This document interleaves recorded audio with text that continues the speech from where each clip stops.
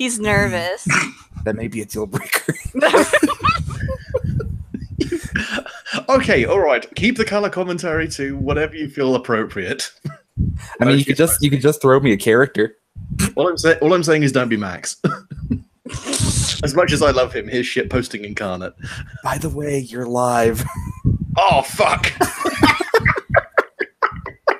Thanks, Nato. You're welcome. James got what he wanted. Oh, you... Hi, Nate. It's nice to hear from you. Hi, James. It's also nice to hear from you. Fucking hate you all. You're gonna do great. I believe in you. Oh, do you really? Brilliant. That makes one of us. Why don't you start by recapping what happened last time? Previously on the stupid shit I call a game. Yes. These lovely monsters were running around in the Apsal estate trying to work out how the fuck they were going to intercept a arms deal between the crew of a local notorious drug dealer called Dusty and some agents from the Royal Academy, a bunch of freelance monster hunters turned, well, basically freelance assassins. They are just going to close the group chat. Thank you. They had previously ascertained. I can't stop notifications coming from you, James. Please stop. Previously, they had a quick walk. Aha! Right, we'll try that again. Previously, they had a look around and managed to ascertain one that the deal would most likely be taking place in the car park below the main tower block itself. The location of Dusty's stronghold, which is actually located at the top of the council block, with Echo having secured a grub within his apartment in order to unlock it at a time more convenient to them. And under the proviso that they do try to keep the violence localized, if not necessarily to a minimum, Echo may be able to take possession of, he just says, Father John Dovey's Royal Academy ring, which he needs for reasons which will become apparent ideally during the game. Further to that, or the cultist for Azalvo has also located some information about people who she could get access with, and has a bit more of an intimate knowledge about how the deal will be going down. Hey. And you murdered a dude. Well, what? Like no one else has in this game? I mean, a little bit. You done some murder. You did a stabbing, and we're proud. I've only actually murdered armed men trying to kill me, believe it or not. Oh well, okay. I did fuck up a cop car, but as far as I'm aware, that didn't kill anybody. Okay, Oathkeeper, the 7-foot-tall suit of sentient armor fueled by revenge, is the moral high ground of this group thus far. Oh dear. So I think when we wrapped up last time, we were getting closer to the time. Oh yeah, sorry. And the final part of this, which is the recap, might have been somewhat useful to know. Or got a call from Trixie using Atreyu's mobile phone, informing them that Trixie had abducted one, Atreyu, the person who had actually summoned them here, and two, Maria Trosh, the woman who they were supposed to be protecting from their mother who was trying to eat her. This has resulted in them having an accelerated schedule where they have just about 6 hours to get something they acquired earlier from the nightclub to them. Otherwise, well, the people keeping them here die and bad things start happening. So, just to expedite things a little bit, if we could accelerate to the... I believe at the end of last session, we did some rolls, didn't we? Yes, you guys each choose exactly what we're going to do, and yada, yada, yada. That's not that. That's the rules for a drinking game. Let me look around here. I've got so many pink post-its at this point. Turn this into a drinking game. Look, I'm playing through Limbo of the Lost at the moment, all right? Oh, yikes. Why? Yikes! Because a drinking game based on that is really, really not smart. Take a drink every time someone has the same voice actor. I was more like every time he breaks the fourth wall, but Briggs just keeps breaking the fourth wall, so I'm taking shots constantly. But anyway, right, so yes, the one thing, so Oathkeeper was looking to research some coal shit. Unfortunately, you only rolled a 6. So that is not necessarily going to be the best. Echo was preparing to take out Dusty, so you've rolled a 13 plus on that, and or pierce the veil to actually get in contact with Atreyu just to work out, well, how well he's doing and to give him a little bit of support, which he appreciated and has had a mechanical effect. Oathkeeper, searching your memory and your experiences with various hunters and other people who have been brought in to try and stop you from, admittedly, killing people who definitely have it coming, you are aware that the Royal Academy have a motto of some description which begins with the words, "We, before the others, stand here and fight." There is more to it, but you can't recall precisely what it is, but you know it definitely begins with that. So what was that? We before the others stand here and fight? Mm-hmm.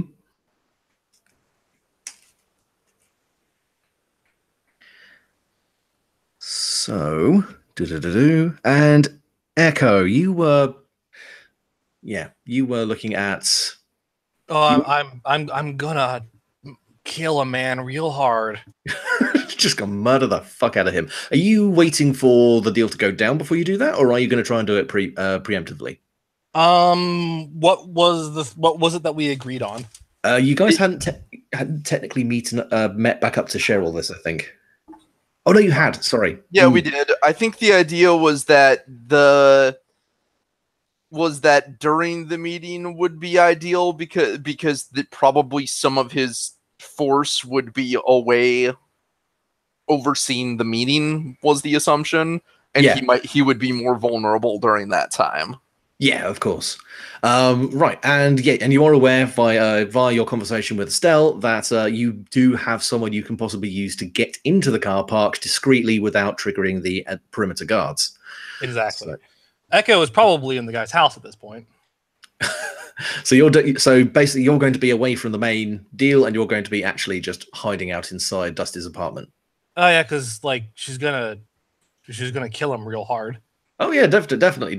But you're basically just lying in wait for the moment. Yes. Cool. In which case, we're going to go over to Or and Oathkeeper for the moment. Light has finally completely fled the Apsel estate. The street lights, the kind of sickly amber, have started to illuminate the park grounds and the actual streets.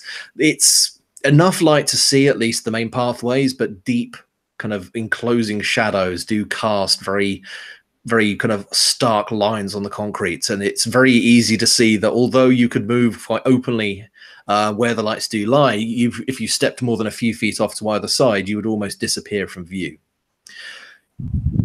Closer towards the car park itself, various people, various younger, maybe early teens, some of them wearing the blue and white colors you have begun to identify with Dusty's group, some of them just wearing general street clothes, hang around in small groups, some of them looking at phones, some of them listening to music, some of them talking, but all with a sense of purpose, not simply idly hanging out.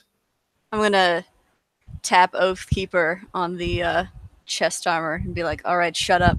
Let me do the talking. He sort of turns to stare at you as though, like, it's a joke. Why?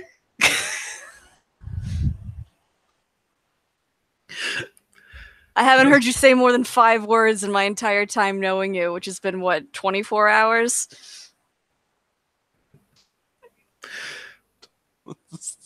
I do a little, like, motion with my hands. Yeah, whatever. He is just staring at you impatiently. That's fine. We're looking for a very specific younger girl. She's 12. I rattle off her basic description. That's the one we're going to talk to. He nods. Yeah. Tandy, young girl, dark skin, would be minding one of the fire escapes to the side of the building rather than the main entrance. Yes. Yes. So, you can make your approach using the amount of shadows that are here and the kind of ambient darkness around. Provided you're not obviously following the main paths, you can quite handily make your way closer to the... Thank you. Yes, you can be the rain. You can make your way fairly handily to where Tandy is without attracting too much attention. That said, there are people roving around this late at night. Some of them do seem to be representing the same colors. Some seem to be just general people killing time after work or heading places. Now, remind me again of the basic bullet points, because I know that I had to convince her to pretty much get out of this. So the woman at the bar said if we mentioned that she has basically sent us, or we are like here under her grace or something like that. Yes. If we mention we're with her, she should let clear out and let us pass without raising the alarm. Yes. Yeah. Effectively, what Estelle let you know was precisely that. But further to that, also that Dusty is normally, Dusty holds onto his power predominantly by manipulating younger people to do his bidding, therefore putting them into positions where they can't get back out. Yeah. So there is probably a good reason why Estelle wants you to get the kids away from this. Yeah. So yeah, if you want to make your approach, you can do that. I do.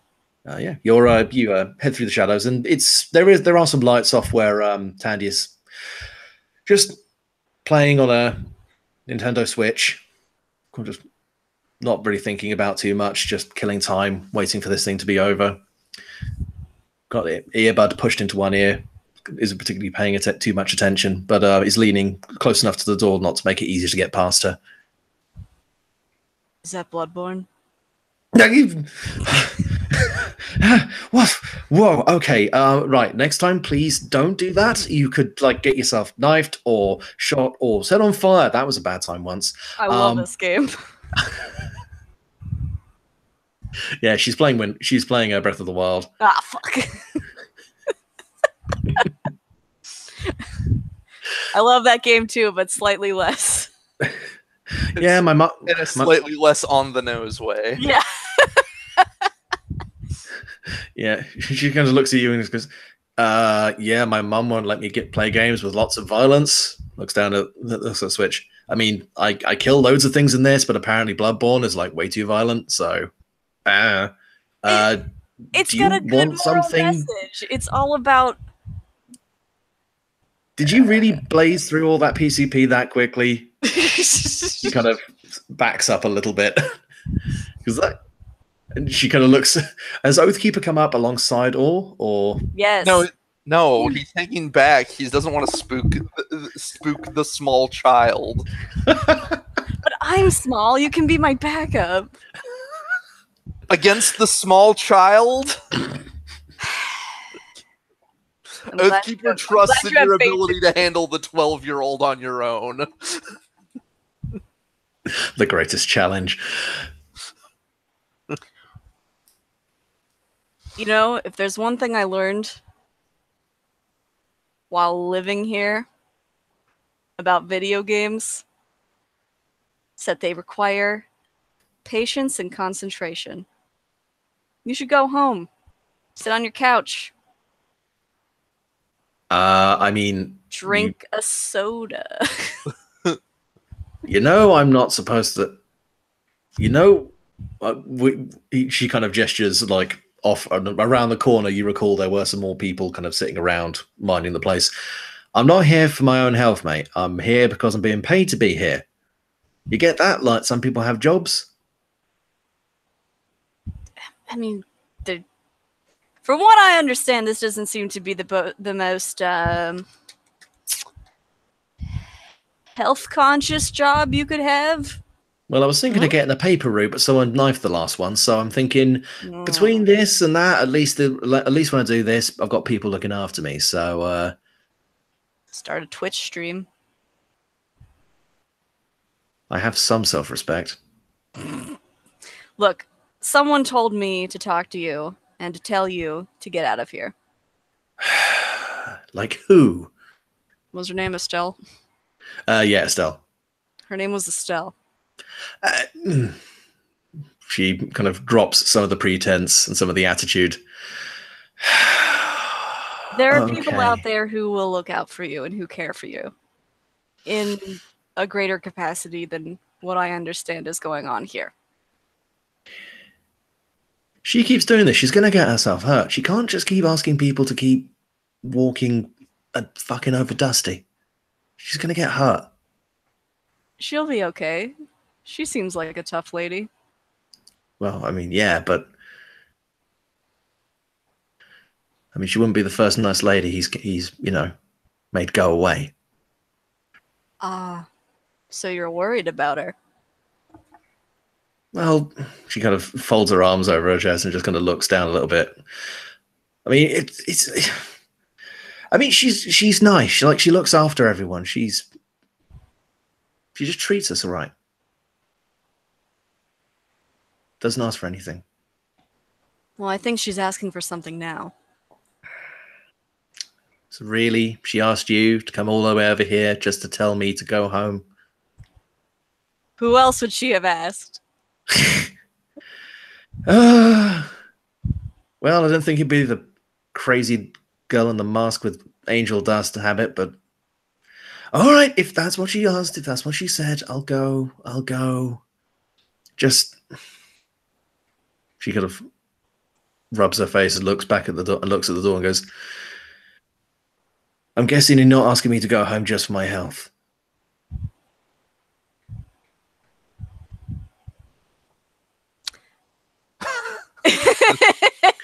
Actually, we're asking you to go home specifically for your health. You don't see because I'm wearing a mask, but several facial expressions have happened in that short time. I was actually going to say, do you want to give me a... Well, I'll tell you what. You can either double down on the obligation that Estelle has put on you and roll charm, or you can give me a... give me a feel nothing to suppress what your intentions are.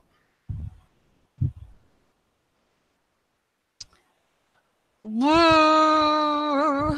Spirited or cold? Or actually, yes, no, with yeah, you. it would be eerie because I believe in God.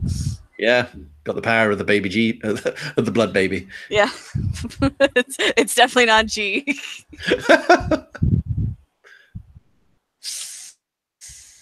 You know what? I'll feel nothing. I'm gonna roll that, and I'll get kind of quiet, kind of pensive. I'll lean right up into her face, and I'll be like, "Everyone dies sometimes." And that's a 9. Sure. In which case, you get to pick one of these four. You either make a mess of it, or you leave it half done. So I would say that would be you get her away, but you don't get her completely to safety. It's slow, tedious, and wasteful, so it just takes you a while to actually this wastes time getting it done. I shove her bit by bit. Just poking her. You make a scene, or leave it trail, so you may gain some unwanted attention. Or I will say when it comes to tormented by what you've done, I will hold that as a hard move, maybe to apply to you later, if you wish to go for that. Oh, I'm debating the last two. Yeah, you know what? Let's do the one where I might get a little bit of attention. Okay, sure. Yeah, in which case, yeah, Taddy kind of, with an exasperated sigh, goes, fine, okay. Let me just... And she kind of pulls out her phone. And unfortunately, before you can stop her, she's just texted a WhatsApp going, well, she's texted something and starts walking off into the night. So we probably don't have a lot of time now. Yeah, you get the distinct feeling she's probably told someone she's been told to leave her post. Yeah. But Yeah. that was out loud. Out of the Earthkeeper. Out of those shadows you mentioned that make you disappear practically, Oathkeeper walks. Clomp, clomp, clomp. Which is fine. I want to do this quickly anyway. That's fair enough. Yeah, you got the fire escape. It's not locked. Lad scramble. Shimmy, shimmy. Yeah, that's fine. Yeah, you can head inside. And as I'm assuming Oathkeeper is coming behind. Yeah. In fact, do you want Oathkeeper to go first, or do you think you can hide somewhere? I don't know. How big is this fire escape? I mean, it's got a decent amount of head. It's got a decent amount of head clearance. It's got to be a certain size to be an emergency exit. Yeah, but they've probably never allotted for suits of armor. Well, he's probably going to have to stoop a bit. Okay. Yes. Actually, you know what? No, fuck it. My question is Oathkeeper, be remained and composed not to bash your head on a low-lying piece of scenery like we had in the first session where you almost broke a bridge. With your face. Are we going to continue this theme? Am I just going to be randomly damaging infrastructure for the remainder of the game? I mean, yeah, that's an option. Right, hold on, let me look that up again. What's that remain composed? Oh, that's not the one I can roll wrath for. That's plus cold.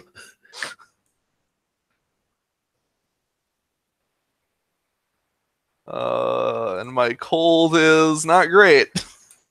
Your cold is -1, so yeah, let's see how this works out. Man, you are +3 on one stat and then -1 0 -1 0. That was a really good roll, but fudge dice don't help me here. Well done. Look, I played Breakfast Cult last night and I'm tired. Plus the 3 pluses was a great fudge dice roll. That's a 6.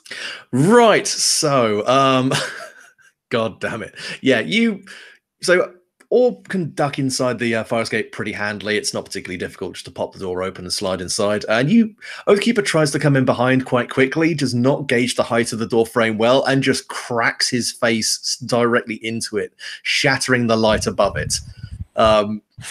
It makes a fairly large clang and crunch as glass hits the floor, but you are able to kind of pull your head in. But in the good news, now it's dark and no one can see. But at the same time, you've made a loud banging noise, and you have left a very obvious sign that you've passed through this way. Hey, here's a question. Yes. If I just hit 5 XP, can I spend that immediately? You can you can make an advancement if you want. I would really like to, for this upcoming scene, take a move from another playbook advancement. Mm-hmm. And that's one. Yes, get a move from another playbook. I'm going to where is it? Which playbook is it from? The Ripper. Oh no. You know what I'm gonna do, don't you? I mean, it could be any of them. They're all pretty violent. No, I'm going for a different approach. I'm going to take needs more gun. Oathkeeper now has effectively 2 armor against physical damage. So I thought you were going to say Oathkeeper just has a gun now. Where did you get that? Just pulls out a shotgun. Wait, what? Okay, so you've got 2 armor versus physical damage. Physical 1 armor against other kind of damage, because the Revenant's armor move is against any kind of damage, but the Ripper, I believe, the other thing. Books that get armor are specifically against physical.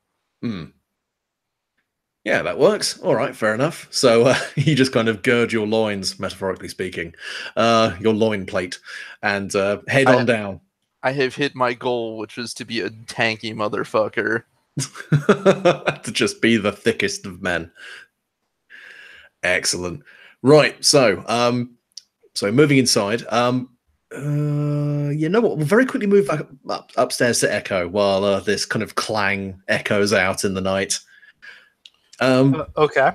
Echo, what kind of hiding place have you found for yourself? Does he have I mean, her grub has most certainly found some empty spaces that she can crawl into. Oh, definitely. I mean, but are you trying to find, say, like, are you in the walls, or are you just trying to find like a cupboard to burst out of? Yeah, maybe she's probably I don't know which is going to have the most access to him. So being inside a cupboard or closet would give you quicker and more direct access to him, but would leave you more Actually, no, sorry, I'm thinking about this the wrong way. But if you were in a wall, this would give you more access to him and that you could attack him from a multitude of angles, but would limit your ability to move around. But if you were inside, say, like a static area, like a closet, you would have... Oh, God, man, I had this as a note, and I can't believe I can't seem to find it.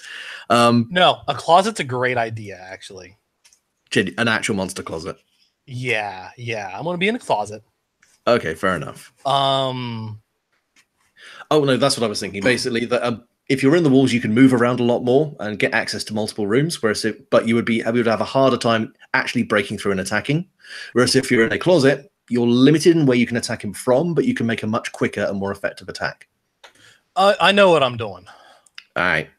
I'm gonna be in a closet in his kitchen. Okay, fair enough. She understands that people need food and our so- food occasionally. and are occasionally, yeah. And so she is hiding in his pantry, his like closet pantry. Nice, just behind the beans. Mm-hmm. Excellent. Yeah. So inside. Oh, yeah. So yeah, I'm in the pantry. Go ahead and explain what's going on. So yeah, inside Dustin's apartment, he is sitting there with a couple of bodyguards, both of which do seem to be a little bit more on edge as well. He's sitting there on his couch, looking up at his big flat screen TV has been subdivided into multiple security camera feeds, which he is watching with quite a elevated level of attention. Of course, he is kind of tossing a smartphone from palm to palm in his hands as he watches, intermittently sipping from a glass. Seems to have some kind of spirit in there. And eventually the smartphone goes off again. He sighs, brings it up to his ear. Yes? There's muffled talking from the other end. Okay, I'll let him know. Yeah, I know. Yeah. Well, we haven't got much choice now, do we? No, I can't. Look, we've done this before. We're not. Oh, fuck. All right. Fine. Whatever you want. He thumbs the phone off, tosses it on the sofa and goes, right. So I'm going to have to go down there and press the flesh. Right. You, with me. And yeah, he pulls himself up, grabs a gun from off the table, just a small handgun, tucks it into the back of his trousers, and rubs his face irritably. Oh, fucking hell, these people. I'm going to have a grub. So he had a there was some noise in the apartment, right? Mm-hmm. I'm gonna have a grub. Turn on the kitchen sink. Okay, I'd say that's minor enough. You don't have to worry about doing an influence. That's enough for just it to bump into a tap and turn it on. Yeah. And yeah, he kind of pauses, looks around, sees the tap is flowing, and goes, "Fucking place is falling apart." Gestures to one of the bodyguards. "Fix that, would you? God, the sooner I can get out of this fucking place, the better." Oh, so one of the bodyguards is going over there. Bless you. Sorry, I tried to get the mute button in time. Whoa. Okay. Okay, so a bodyguard is going there. What else could I do to distract another bodyguard? I'm going to have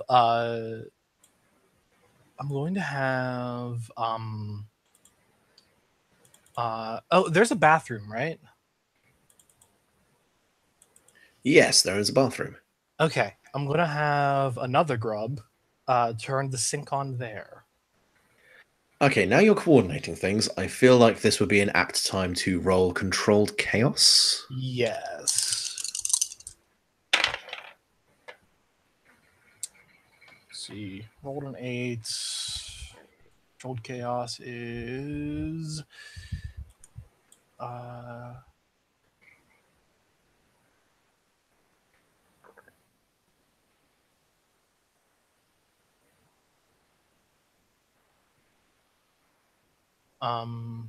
controlled chaos is something that happens no matter what, actually. This is the thing. It's basically putting all your eggs in one basket. Okay. Can I use crafty instead? Actually, yeah, you do actually have crafty as well, don't you? Yeah, I do. Yeah, actually, yeah, you could. I'd say you could spin it and use that. Okay. In which case, with crafty, I get a 11. Perfect. Yeah. In which case, with wonderful timing and precision, your grubs situate themselves by the taps they need to access and turn them on. And as one bodyguard walks over to the sink, looking just tired and having enough of dealing with this shitty apartment, the taps in the bathroom start going off all of a sudden. Dusty, now visibly agitated, is just throws his arms in the air and goes, "For fuck's sake, look, call a fucking plumber. Just turn that shit off, bag up the fucking smack, and be ready, all right? I'll go." And he just kind of gestures for the other bodyguard to go and look at the bathroom and starts heading towards the door. All right. Okay. I'm going to roll Chameleon to get up behind him. Okay. Give me another spirited roll. Because now both bodyguards are not around him. Good work, 47. That one is 12. Damn, nice. Yeah, in which case, yeah, you say you're leaving from the cupboard under the pantry. Yes. So Yeah, there's one guard currently trying fucking with the yeah, one's gone to the bathroom, one's currently fucking with the kitchen sink trying to work out why the freaking thing turned on. And yeah, it's probably busted or something. Yeah. Yeah, you actually like beautifully managed to silently sneak out of the cupboard and move around behind the guard, and without leaving any kind of sound as you move across the carpeted floor, you move up closely and quietly up behind Dusty, who is muttering under his breath, kind of rubbing his thinning scalp with one hand and reaching out to the door with the other to start pulling apart, unlocking all the locks. Okay, So you're gonna take him to quietly execute him. Fair enough. Because you're catching this guy flat-footed, give me a traumatized roll to give me a +1 on that as well. Because you've basically caught this guy completely unawares. I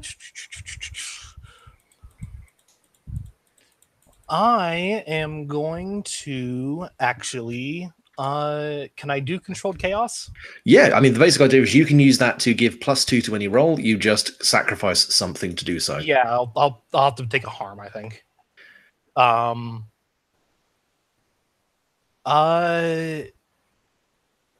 Because dramatically escalating the situation is one of the options.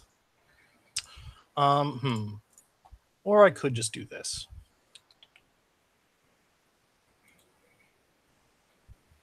No, controlled chaos is gonna be better. All right, sure. I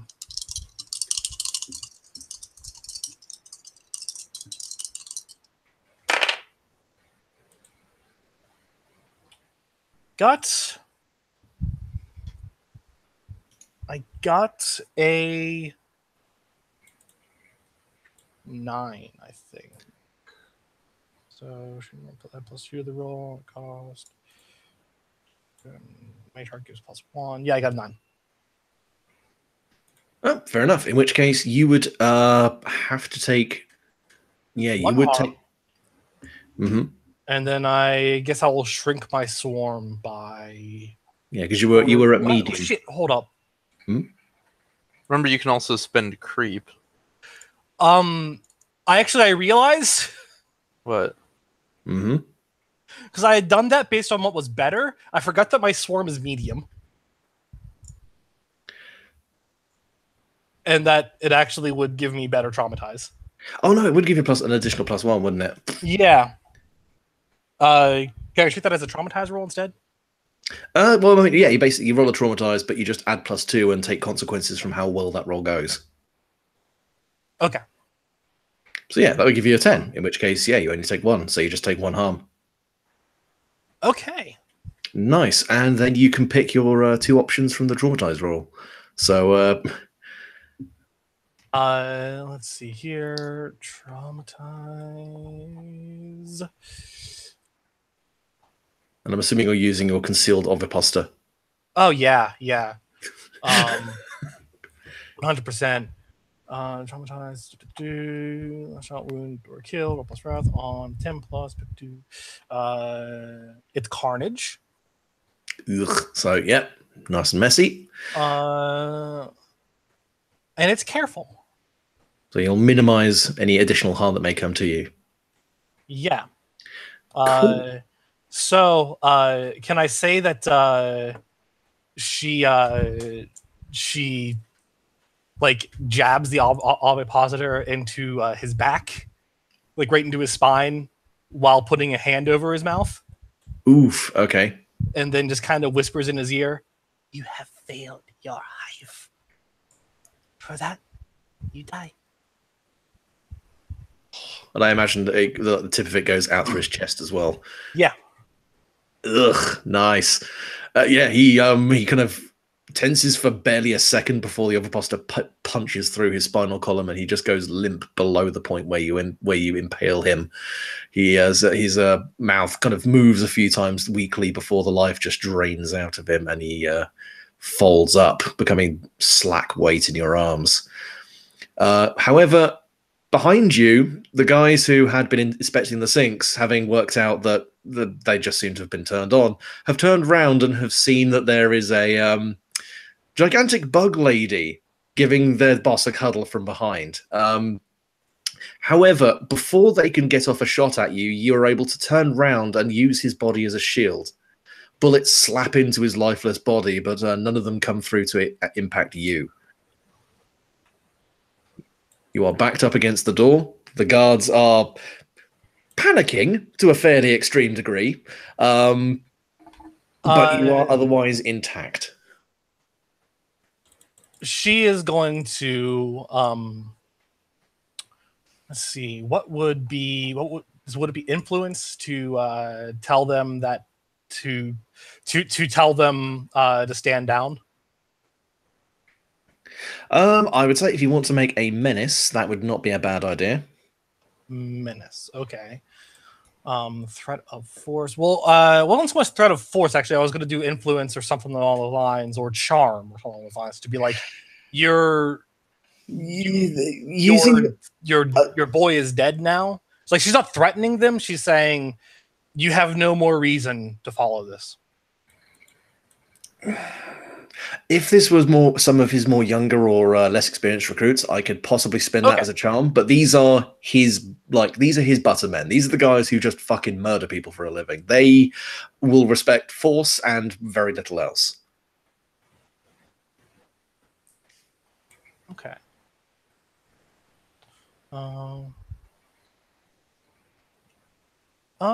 Sure, I'll do menace. I will menace them.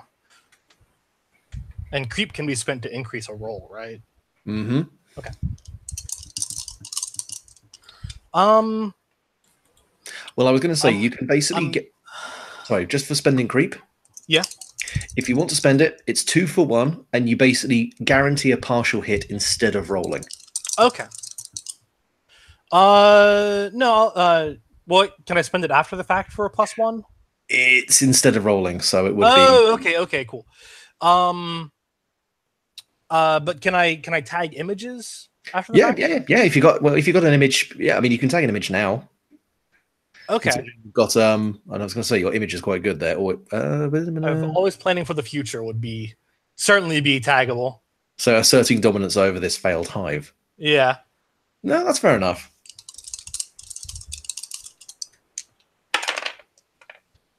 Okay, in that case, I get a 10. Nice. So tagging that negated my -1 wrath, and I rolled a 10. Yes, in which case, they do what you say, or they take what's coming on the chin, in which case you would pick a traumatized option. These guys, having seen the fact that you've just ventilated their boss flawlessly without them even realizing it, and having realized that they've just mag dumped into his corpse, haven't really got a good way of explaining this, kind of hold their positions for a moment before looking at each other, looking back at you, and beginning to slowly lower their weapons. One of them, the one who had been inspecting the bathroom, just starts to raise another hand and goes, "Look, we didn't get paid enough to get tied up in all this weird shit. We're just here to do the deal." For what reason did you follow this failed patriarch? I mean, he looks over at the other guy. He pays. but he does not protect. He he kind of shrugs in a conciliatory way. Well, I mean, If he did, he would not be dead. And she just kind of like lets his body fall like a wet sack of potatoes. yeah, his head ricochets off the coffee table and splits slightly as it hits. There's now just an expanding puddle of blood sloughing over the carpet. One of the other bodyguard who hasn't spoken until now clears his throat and looks over at what you can now see are several large foil bags on the table, kind of neatly packaged into bricks. He goes, I don't want to be the guy to like make this more complicated, but we kind of have to make sure that goes downstairs, otherwise we're in a lot more trouble. No offense, but I don't want to piss off the guys we're dealing with today. The ones you are dealing with will be dead soon. Who's? Thank you. Both of these guys look tremendously perplexed. I am Echo. Would you have me as your queen? Am I allowed to think about it? He says, looking at the just brutalized corpse of his former employer. I would not, sir. I would not force you into my colony. Not as he would. That is why he is a failed patriarch. The force and manipulation.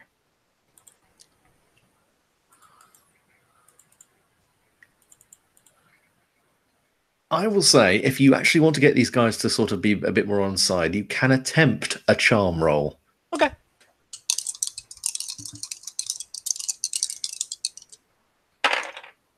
I got a 13.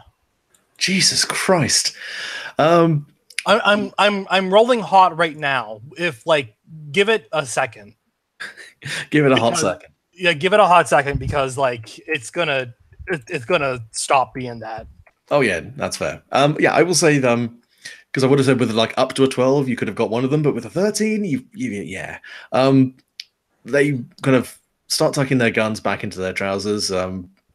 One of them kind of rubs the back of his neck and looks at the other, and the other one just goes, I mean, it's not the worst offer we've ever had. And the first one goes, True. Don't suppose they'd be a bit cheeky and ask about the pay. Payment is something new to me, but is something that we can work out. My hive will have a greater communication with the human species. Therefore, your forms of payment will be necessary. Yeah. Second one just goes, I mean, it's that or we run away and Louisa fucking murders us. Then the first one goes, yeah. All right. So, boss, what now? And we'll fade at that. Having just acquired a criminal enterprise. Yeah, back down in the car park where shenanigans are about to get loud and unpleasant. I should never brought the suit of armor on a sneaking mission. Clank, clank, clank. God. So yeah, the stairwell is not particularly deep, seeing as it's only a basic sub car park. It only goes down a couple of levels. Dark, intermittent lighting, the vague smell of stale piss. You know, a standard car park stairwell, which leads down. And as you go further down, you do start to hear a small amount of, well, sounds like music coming from the lowest level possible. Some talking, some kind of elevated words being spoken as you get closer, you actually begin to see through the small windows that open out into the car park proper. Some cars seem to have been put in positions vaguely like cover in that they kind of cut off corners of the Just high expanse. walls. Actually, I know it's going to be a fight. Yeah. And there does. Buddies, you're preparing for a Gears of War encounter, and I'm a Dark Souls boss. Hope your nails are riposte, motherfucker. But yeah, you can observe even from the position you're in that there is an opened up space near the ramp that leads to the bottom where apparently it seems that they're expecting to meet.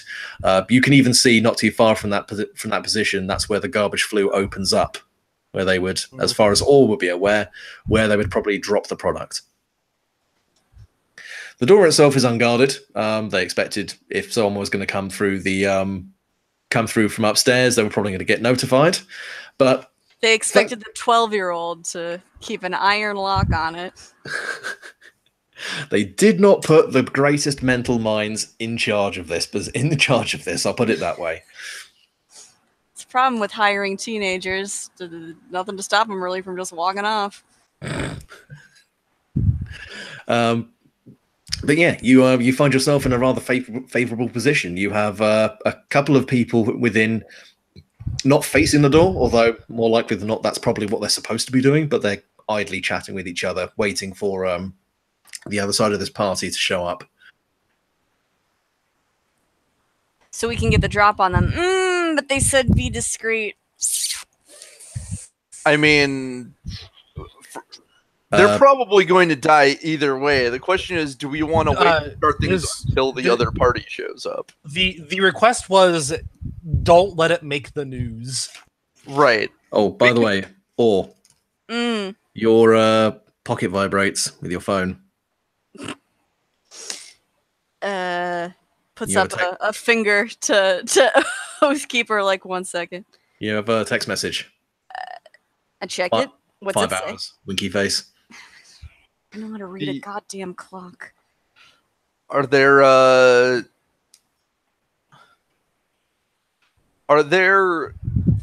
dark corners of this area as well? Down here, it's a bit more brightly lit. They have control over the lighting in here, and although a few lights have been knocked out here and there, that's mostly due to bad utility, not by design. There are some shady parts and some areas where cars do block off lines of sight, but it's a lot more few and far between.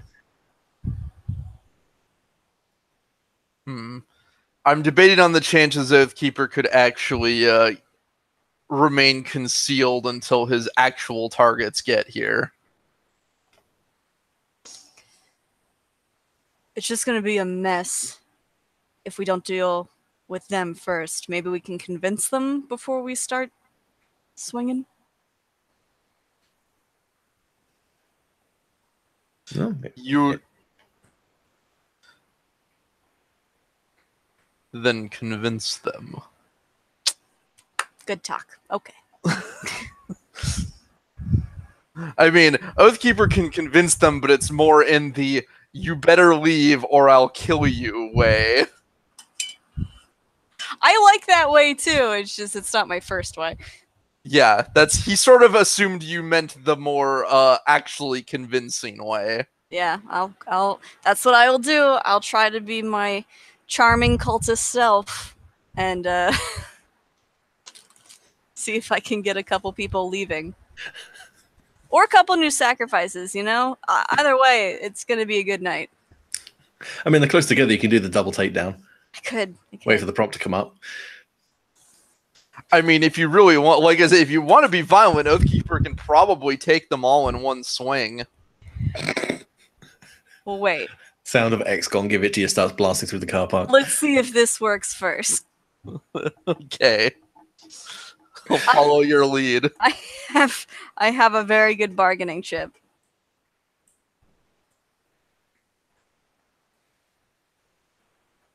So yeah, I'll approach them as if I belong here, even though I clearly I'm not wearing their colors. How do you do, fellow gangsters? I am also a gangster. Yes. Can't Damn, you it tell feels by good. my ceremonial robes and mask that blots out any sort of facial feature? Here, hold my knife. Wrong end. Right, yeah. So you're just going to kind of openly walk out there and head towards them. Mm-hmm. Arms open, like I'm in some kind of oh, who's the dude that directed Face Off with the doves? John Woo. Yeah. Wait, you're gonna engage in diplomacy in the style of John Woo? Yes. Okay, fair enough. Yeah, so yeah, you head out and you walk towards the you open the door and just walk over to the two guys who are waiting by the car.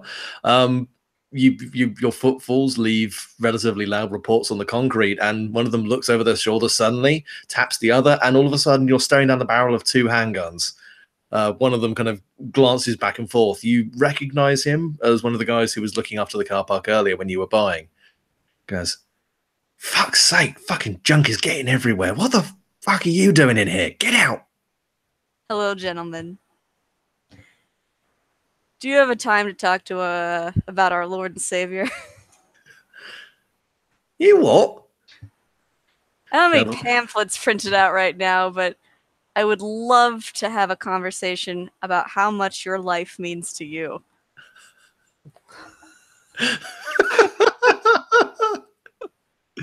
Oh god. Have you taken Ready for the dawning of a new age? one of the other one who was not spoken just takes a few steps forward and puts the handgun against your temple. Well, where your temple would theoretically be. Goes, Amazing. You've got till 3, then I'll blow your fucking head off. Piss off. A normal person would be scared, but not with someone with so much faith as I do. Don't you wish you had this kind of big dick energy? Fuck. The Oathkeeper is very curious about your unconventional tactic here. He's not interested in that big dick energy, apparently. The Oathkeeper is beginning to suspect you are not as good at talking as you think you are. Hey man, I haven't rolled anything yet. This is what happens when memes infect religious dogma. Weird shit starts happening. Yeah. Are you trying to charm these guys?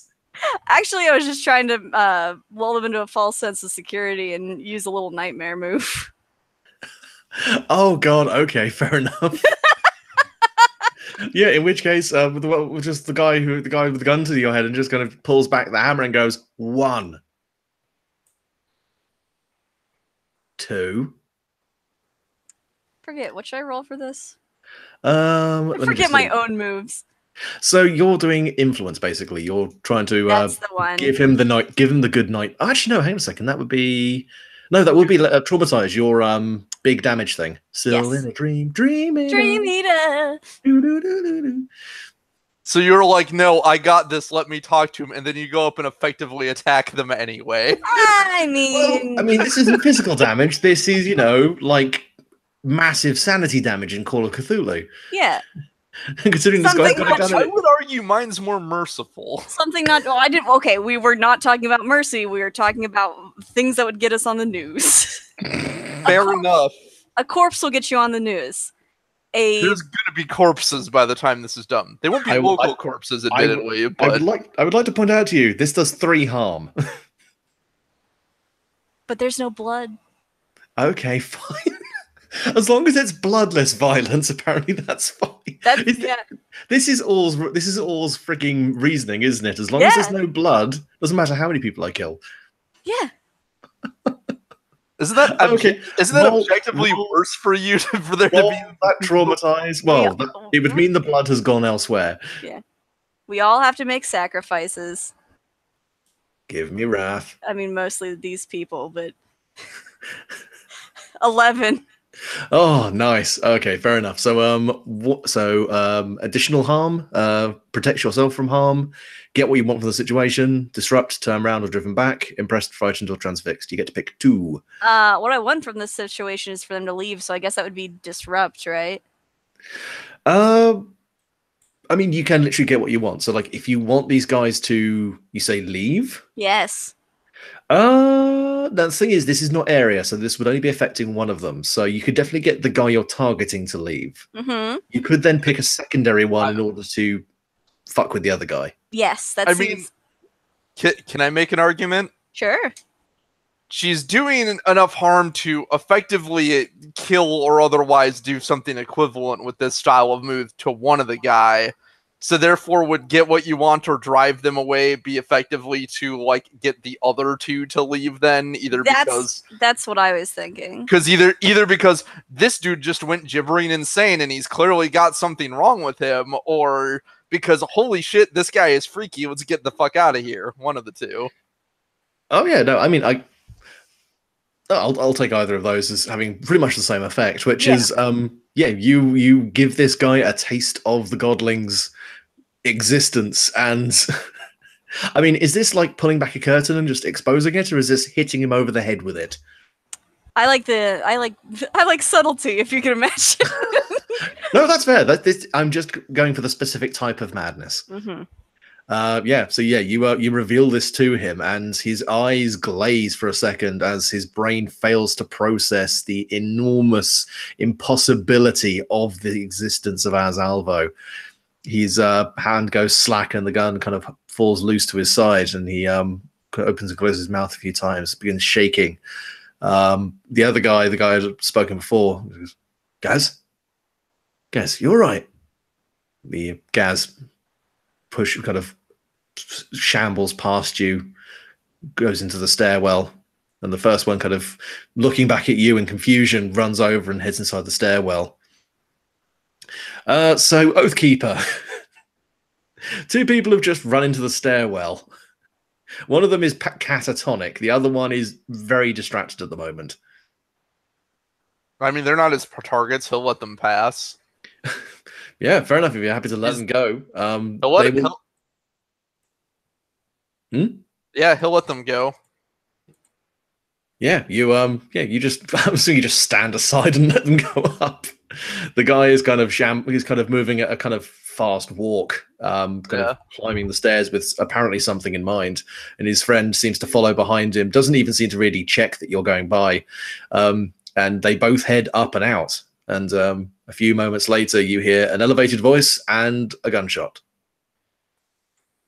From upstairs there is now distant but very emphatic shouting.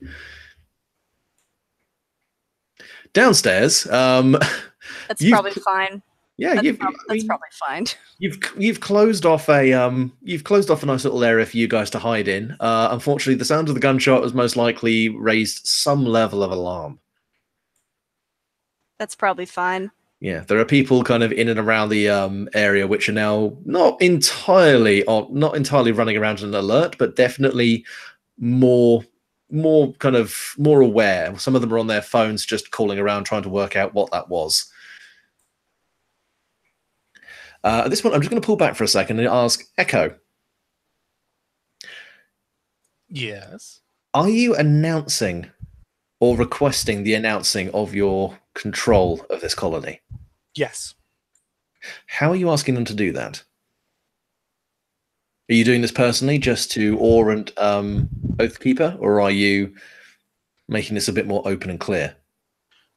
She's making this a bit more open and clear. Yes, attention all units of the Solar Federation. We have assumed control. I'm going to I will see. I will have my two new humans basically go on the radio or like the phone or something. Yeah. So, and are you saying anything, telling them to be specific, or are you letting them interpret this? She wants it. She's very intentional that being a part of her colony is a voluntary thing. So maybe she says something. She gives them a message to deliver. Something to the effect of something to the effect where like that notably announces that their boss is dead. Like super dead. but also makes it a point to basically say that anyone who wants out now is more anyone than who wants out now is free. Anyone who wants an opportunity to build anew is to come to her. Okay, interesting. So yeah, they do interpret that slightly just to make it quite clear that this is not full blown. A bug lady has just shown up, murdered the boss, and assumed control of the organization. And they do only send it to the people who are at least within Dusty's circle. So the people who would not be particularly shocked to learn that bug ladies exist. Of course. But a text message goes out, and there are fairly quick and rapid responses from quite a few of them. There's the two bodyguards who you have coerced have immediately begin fielding calls and trying to explain what's happened. Back with Orr and Oathkeeper downstairs, one of the guys who is a little bit further in, closer to the main ramp coming down, pulls his phone out all of a sudden and starts listening to the end and pulls it away from his head, looks at the phone again, puts it back to his ear, begins speaking very emphatically, kind of jabbing a hand out in front of him, then just kind of shakes his head a few times, jams it back into his pocket, and makes a kind of pointing motion at a couple of them to follow him, and leaves the rest here. You've pretty much removed maybe a third of the people down here, but the rest of them, now definitely on edge and confused, are still waiting for this deal to go down. She is going to be sending a grub off to meet her companions. It has a message. I have one already. Yeah, there is a grub hanging out with you, but it is not connected to the hive. So it's kind of a grub telegram service. Got it. Yeah, basically, there's gonna be a grub that will. There is the garbage clue. Oh, that's true. Yeah, it just goes down. It just goes down there. In fact, you know what? I'll pick up this little guy and I'll be like, Oathkeeper. I'll be like, you ever wonder about these things? You pick it up, and so it like assumes that you're picking it up for like a cuddle, and it just kind of like curls up. Are they like part of her? Are they her pets? From what I have observed, they appear to be some combination of her children and part of a hive mind. Does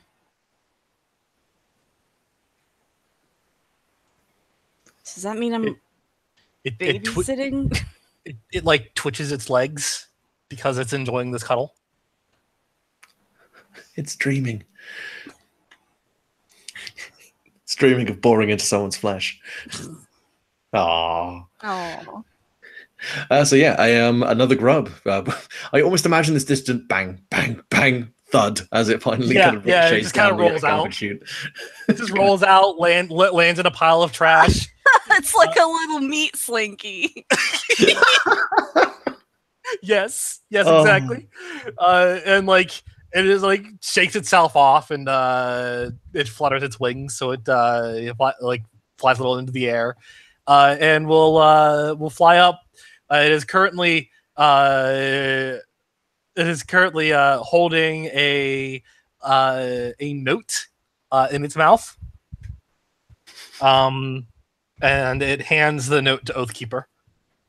Oathkeeper will unwrap the note, and it is a crude drawing of the block. Echo is currently sitting on top of it as if it were a throne.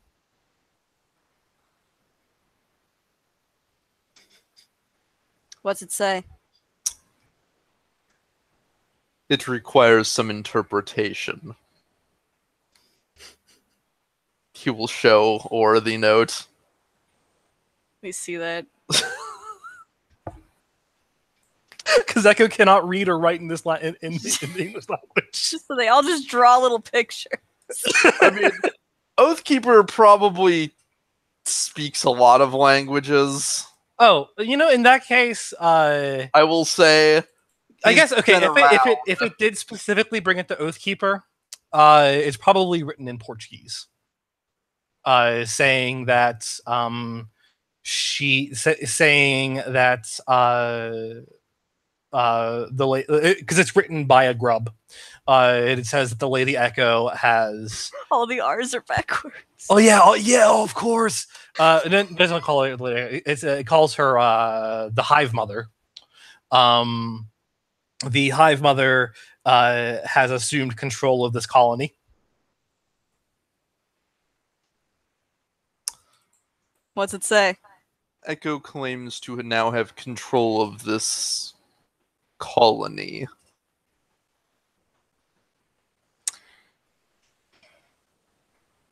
Something tells me that a lot of the people down here probably wouldn't go so willingly. Perhaps. Humans have different power structures than insects. Sometimes. Just because she's killed their leader, I don't know if a lot of these people will appreciate her role, so to speak. We shall see. This, from what we have heard, it sounds as though the one in charge of this region was keeping it together largely by their own force of personality. They may not have a ready replacement in his stead if he has fallen. Can I ask you a question? You may. What we seem to be in the middle of, and not gonna lie, probably started, is some kind of mass shift in power. How do you feel about people in a gang leaving their post? Is that some kind of... Does that fall under your jurisdiction of oath breaking?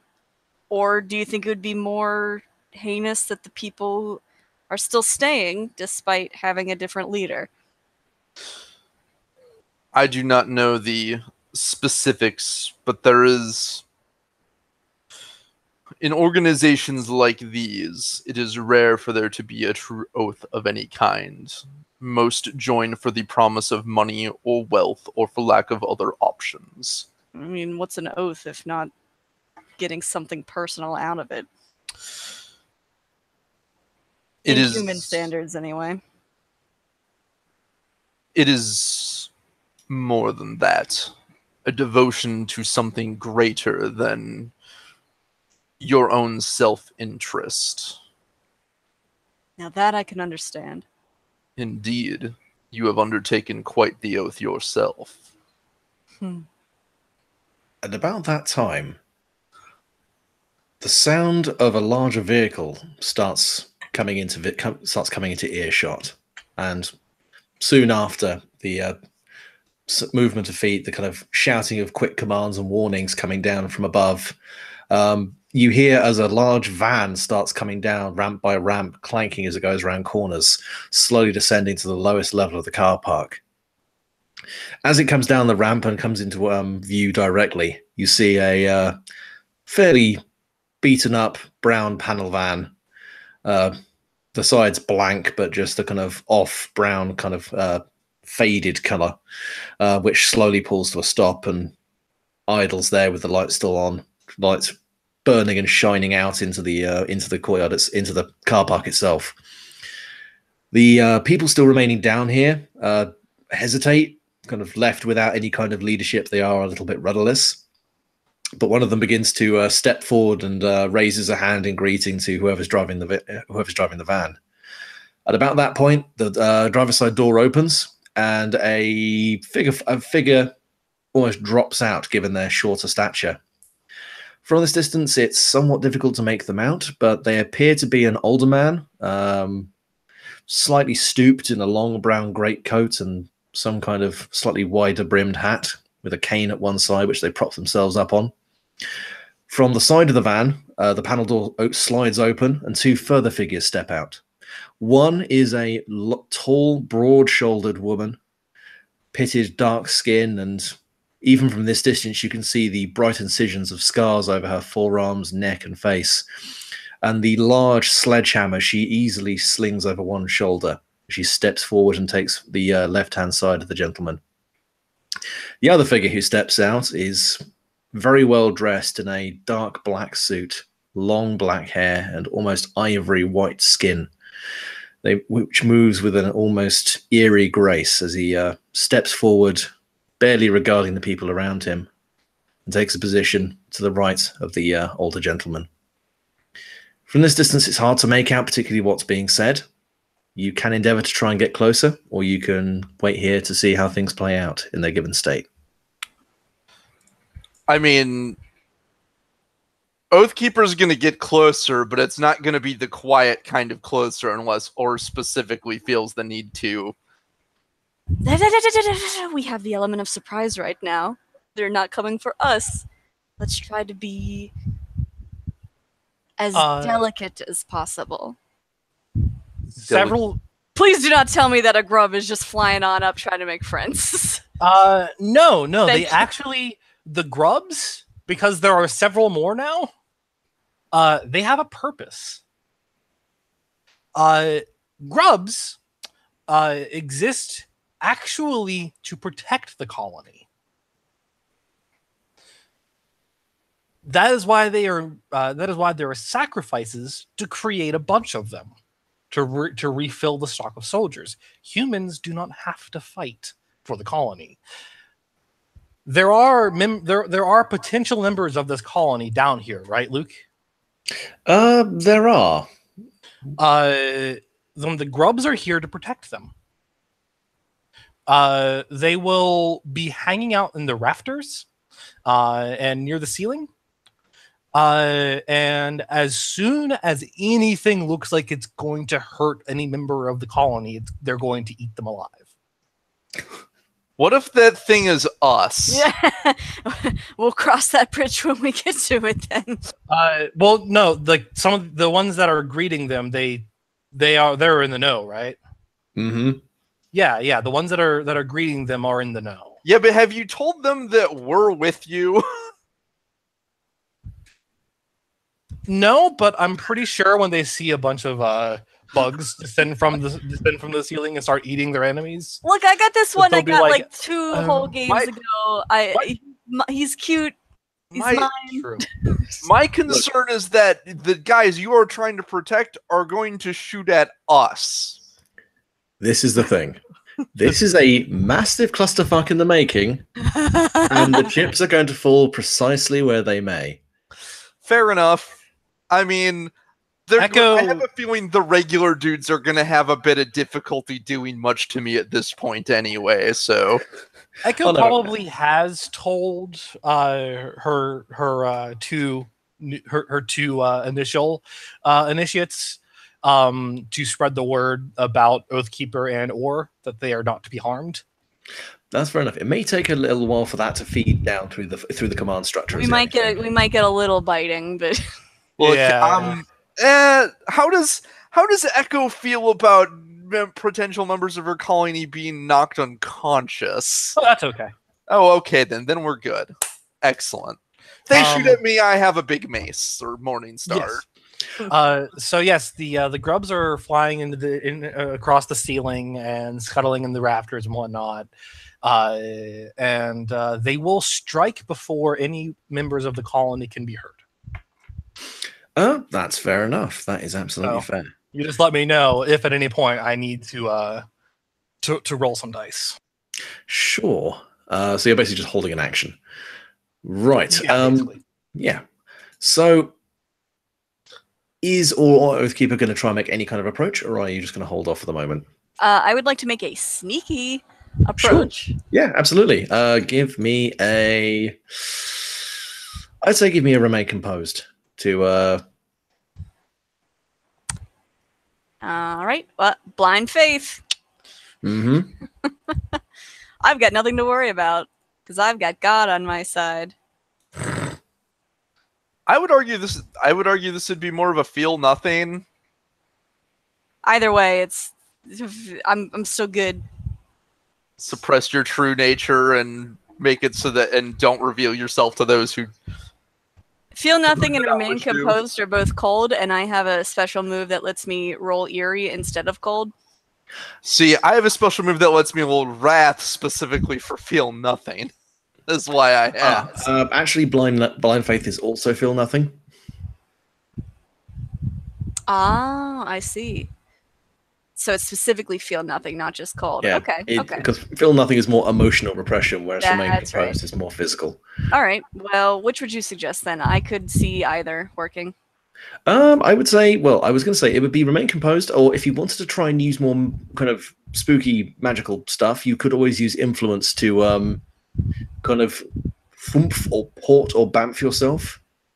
Oh, that sounds Close fun. position. That does sound fun. Or possibly use as Alvo's dimension as like a thoroughfare to get somewhere else. The dream. The sweet baby god's dream. Don't mind me just passing through. When you have to sneak into the baby's room to pick something up, you're like, don't you fucking wake up. It's an apocalyptic game of Don't Wake Daddy. I'll roll plus influence. Or what did you say? Influence?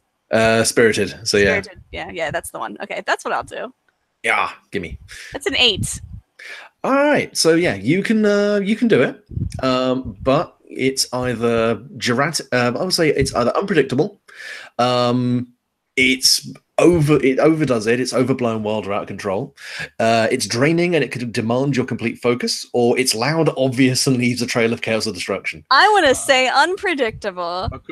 According to what I'm reading, the GM picks for this one. Oh, Oh all no, right. I do, don't I? Yeah, Actually, no. you pick which one it is. This one's not our choice. Actually, no. To be fair, I will say, yeah, it's out of control. You focus and try to think of and try to visualize yourself being closer towards it, and you step forward through this veil, through this interim space, and when you put your foot back on solid ground again, it's metal, and you realize that in your haste you have stepped inside the van.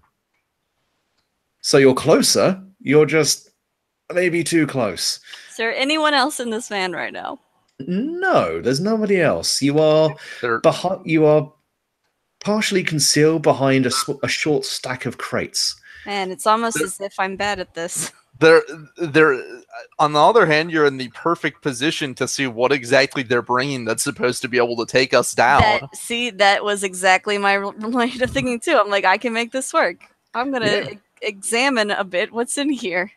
Yeah, it's not particularly difficult. The cases aren't locked shut; they're just kind of loosely sealed, and it's easy to pop it open. There's just a wax seal over the over one of the kind of latches, and inside, amongst straw, you see neatly arranged, oiled and polished, a selection of Lee Enfield rifles, all of which seem to radiate some kind of energy. In fact, this is actually remarkably similar to the energy you felt when you were about to step on hallowed ground back at the church. You have a feeling these are blessed.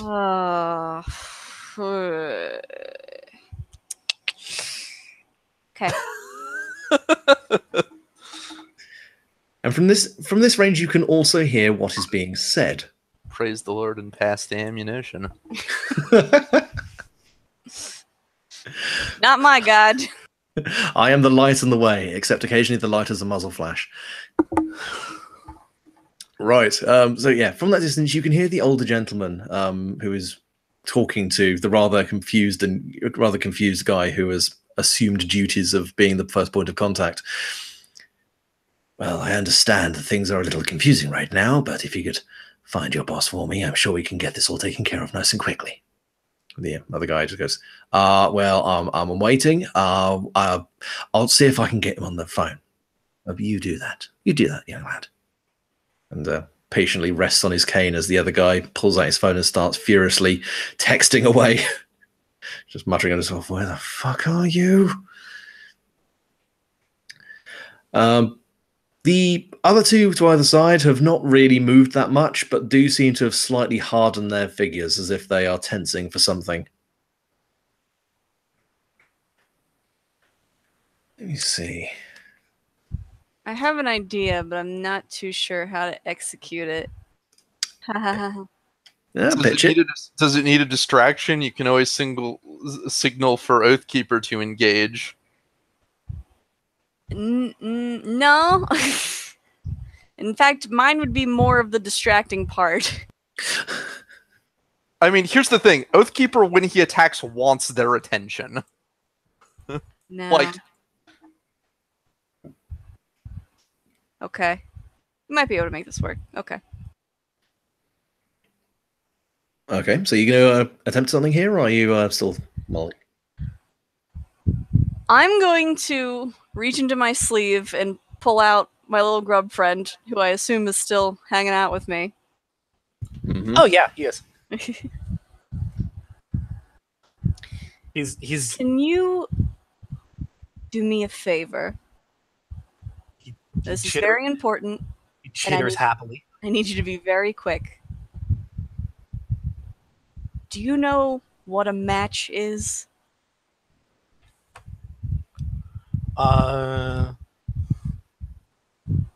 It Match, lighter, You- fire. Oh, okay. You elaborated, because otherwise it was going to play on your phone until it got to match.com. that's Shut the up, that's thing Echo knows. Of course it is. She's always looking for someone to put her seed into. Oh, absolutely vile. Look, I'm just gonna say you're probably looking more for a Craigslist hookup. I mean, yeah. Yeah. Uh, There is a move from one of the playbooks which is literally just called Craigslist. For getting your hands for getting your hands on weird stuff.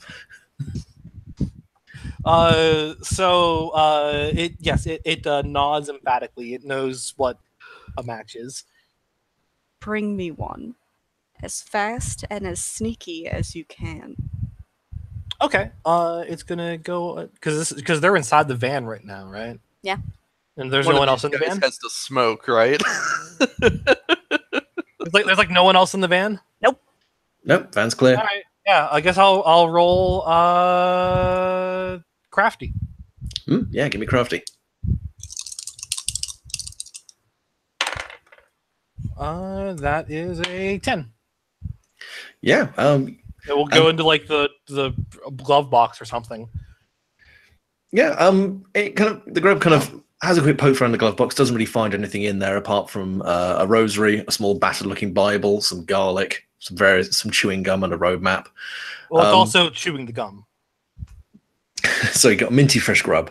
However, it does find the dashboard cigarette lighter, and because the car is still idling, can press it in and wait for it to heat up. Yeah. And given it's got enough time to that, it can wait for it to click back out and grub handle its way back to Orr with a glowing cherry red cigarette lighter. Thank you.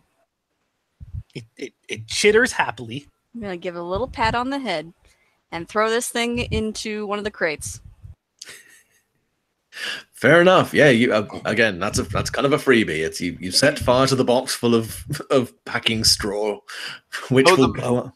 Oh, the match. See, I thought you meant the grub. I was like, that's a weird decision. No. Now you give the grub a gun. Now they're in major trouble. Oh boy. grubs with blessed guns. Here's a holy rifle. As in, it puts holes in people. There we go. That was my one really shit joke for the evening. Hope you're happy. But yeah. I believe in your ability to come up with another. Thank you for believing in me. So yeah, you throw it in there, and it doesn't take much time before it starts smoking, and small licks of flame start to come up from the inside of the crate.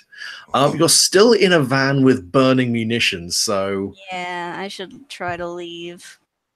and I will also say that is roughly about the time that you hear footsteps coming back down the car park ramp, and the guy who had run back upstairs a few minutes ago comes back down with the phone, kind of being shoved back into his jeans pocket, going, "Sorry, I'm late. What the fuck?" As he looks towards the van where white smoke is already starting to kind of billow out from underneath the roof. Oathkeeper, I think that one might be. That seems like a signal as clear as anyway. What was the phrase again? Remind me.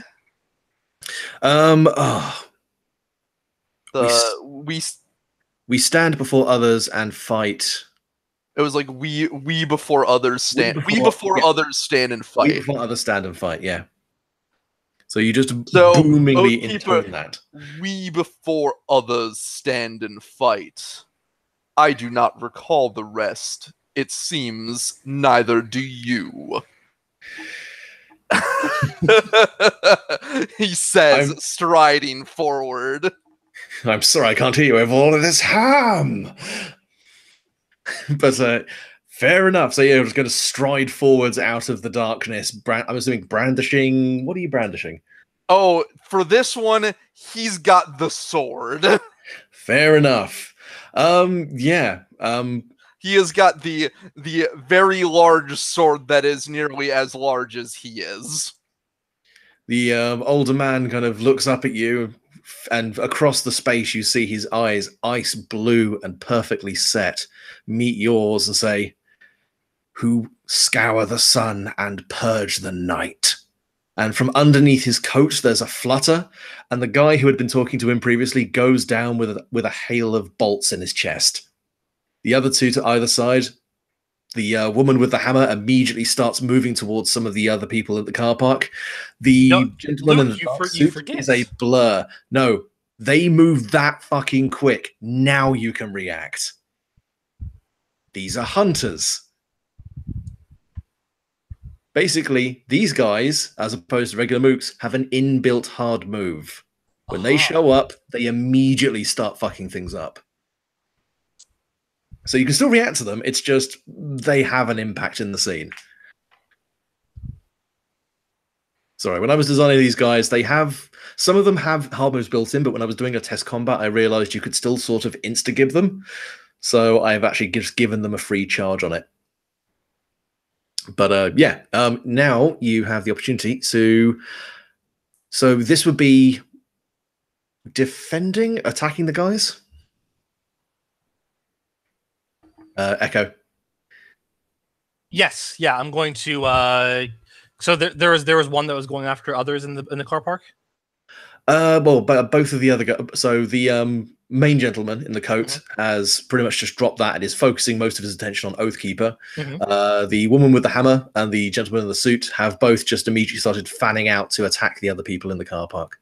Okay. All right. I'm gonna kill. Who looks the most dangerous? Depends. The woman definitely looks like she can do a tremendous amount of damage. She's swinging what is effectively a great hammer with almost no effort whatsoever. But the other one is moving at a basically inhuman speed. Okay, yeah, I'm gonna go after the fast boy. Okay, that's fine. I'm going to unleash the full power of the hive. I'm going to use control chaos. Okay. Right, give me that roll. Okay. Well, I was going to say, because I'm assuming you're rolling I'm assuming you're making a traumatized move. Yes. Cool. So that would be +3 because you've got your +1 traumatized from being medium and +2 from using control chaos. And then plus another from matriarch. And +1 from matriarch, and then -1 because -1 wrath.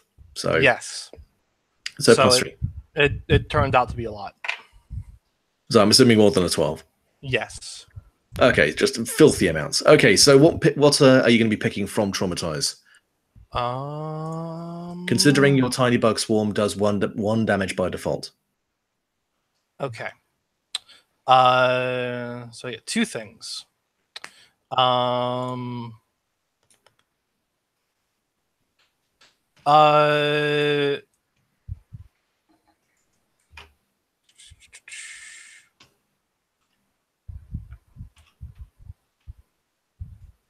I will get what I want from the situation.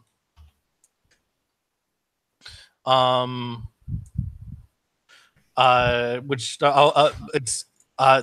it's careful. and I'll get what I want from the situation.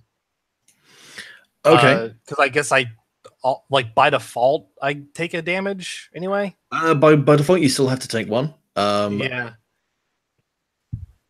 That's fair enough. Oh, so wait, are you using? So you're not picking. So are you traumatizing, or are you? I'm traumatizing. Yeah. So yeah, like when you roll trauma, like when you use controlled chaos, you still suffer a harm possible. Oh yeah, definitely. So I'll take one fewer harm.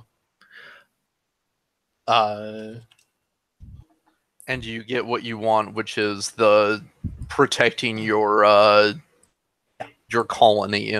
Yes. Your potential colony. Yep.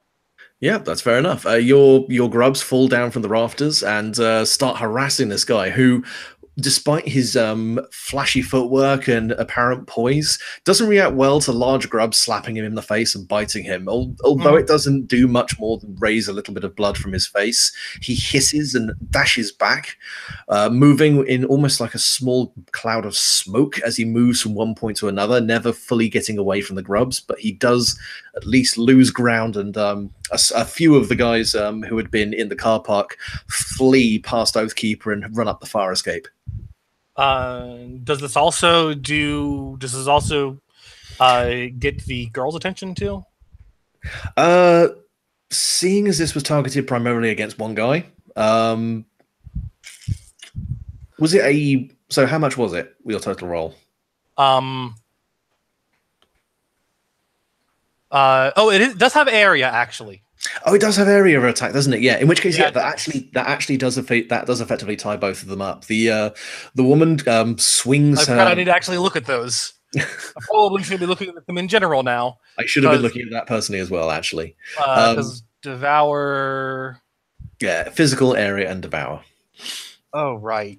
Yes. Okay. This makes this less problematic. Yeah. Well, this is the thing. You do not heal from devour because this is not actually punched through their armor. Okay then. Yeah, sorry, but these guys are kind of a boss fight. All right. That's okay. But yeah, just to very quickly go over, the woman kind of takes a long lateral swing, which would have quite easily knocked the head off of someone, but a bug lands directly on her face, and she kind of freaks, slightly loses her grip on the hammer, and it slings through a car windshield. She kind of bats at her face as she kind of tries to get it away, and the guy who would have otherwise had his top removed like a boiled egg manages to duck around her and also flees out the scene. I would just like to say, for anyone who's trying to visualize this is basically like that bit at the end of Until Dawn when people are like, you survive a QTE, another character survives. Yeah. So, yeah. So, yes. Oathkeeper, what are you up to at the moment? He is gaining speed in the way a large thing gains, which is slowly, but in a way that makes it clear it's going to be very tough to stop. And he is just heading right at the guy facing him, and is dragging his sword against the ground and bringing it up in an upward cleave against him. We get it. You like Berserk. I like a lot of things. He intoning selling weapons to criminals. Whom does this protect? And that will be an 11 to traumatize. Fair enough. Name for me what you want to what tags you want to pick for that. What tags I want to pick? Ooh. For traumatize, you pick what your. Yes, I know. I know. I am just excited. That was a statement of excitement, not confusion.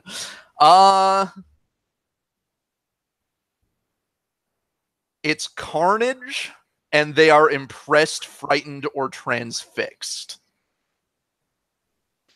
Fair enough. In which case, the gentleman. By the way, being a large weapon, that means it deals 4 arcane damage. And it Yep. has a sleeve on it for, I don't know if anybody's close enough to this guy for that to affect. The car's probably not going to be in great shape if he's still right by that, though. Yeah, you're probably going to fuck up the engine block something fierce. But yeah, the guy kind of spits at you, and a few bolts do land home as you run towards him, crossing the distance. Mark off 2 harm arcane. And, Okay, roll me your, my armor will reduce that to 1. and give me your rage roll. Oh, yeah, I get to do that too, don't I? Mm-hmm.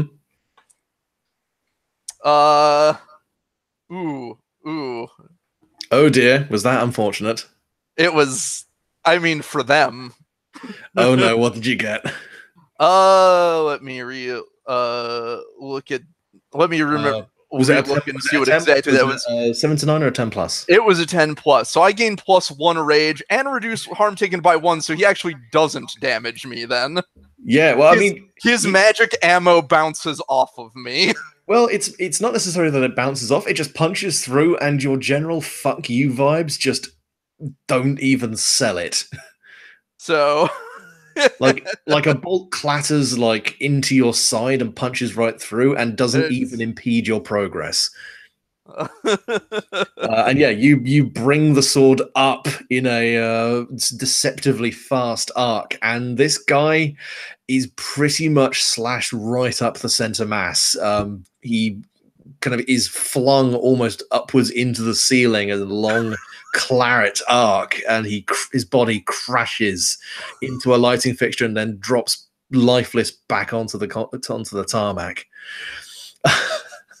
You just fucking ruin this guy in one fell swoop. Oathbreakers, your judgment comes. You do hear though from the gentleman in the black suit, Helsing, no, damn you fucking creatures, and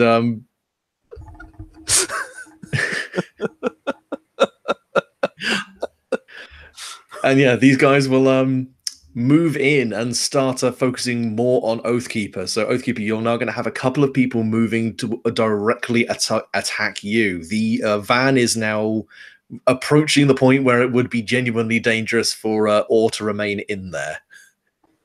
And there is one more group of people still within there who are still technically attached to Echo's colony. So, should we see how Orr is reacting first? Then I would say Orr is probably in the best position to need to react right now. You know, it's that or catch fire. I'm just enjoying it while I can. Oathkeeper needs to react in as much as he needs to react to anything that would try to harm him. Yeah, no, I'm leaving the burning van. No, that's fair enough. Are you going to be just running away, or are you trying to do anything within this situation? Trying to get these guys out of here, trying to attack either of the hunters? Well, one of those guys just left a lot of blood laying around. Or just runs up with a squeegee and starts scraping it off the floor. Oh, my one weakness. This very brief Literally cameo of Anthony Hopkins. Responsibility that I have that's not this. I mean, or you could try and stab one of the ones still attacking. It's up to you, but they are toughies, so I mean, I kind of. Here's the thing, though. You have their attention. That is true. My favorite thing to do is stab people in the back.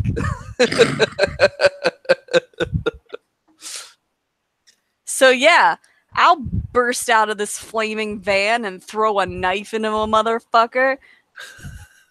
Which one? Girl with hammer, guy, speedy dude? Speedy dude. I already called dibs on him. You weren't reading the chat, but it's there. I apparently was not. No, that's fair. In which case, yeah, so I'll say if you could both give me traumatized rolls as you both engage your individual guys. Sure. Yes. I guess I'm happy to take on the other person with the big weapon and see who wins. That's fair. That's absolutely fair. Oh, okay. The dice. I have come to a conclusion. The dice have been hoarding their luck for when Oathkeeper gets to let loose. That's another 12. Jesus. Okay, fair enough. So yeah, you've called out this one. You've called out what was their name? You've called out Belmont. And yeah, I'm assuming you are going for the same kind of attack. Yep. Sword what of do you- Judge. This is very much what the Sword of Judgment is for. And are you picking the same tags? Yep, same tag. Sword of Judgment. So additional, I may additional switch it up harm and let me see. I guess.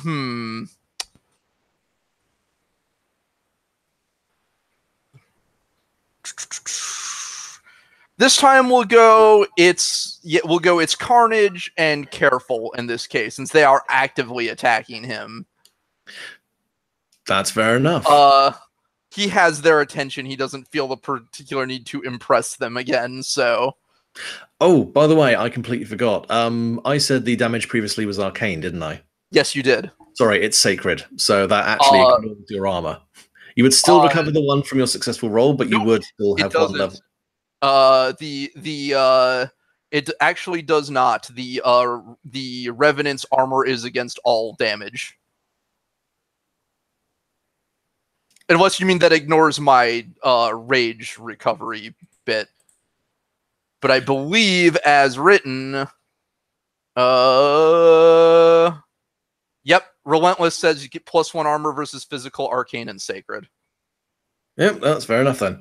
So yeah, that's why I counted that. It either way it has that's special to the Revenant's one. Everybody else's is physical only, I believe, that has one. So it ignored my one from the move I just got from the Ripper, but he dealt 2. I ignored 1, and then I recovered 1 by rolling well on my rage reaction. That's fair enough. So yeah, that's probably a little freaky that he hit this guy with specific monster. They attacked this thing with specific monster killing stuff, and it did nothing, or at least not visibly anything. No, that's absolutely fair.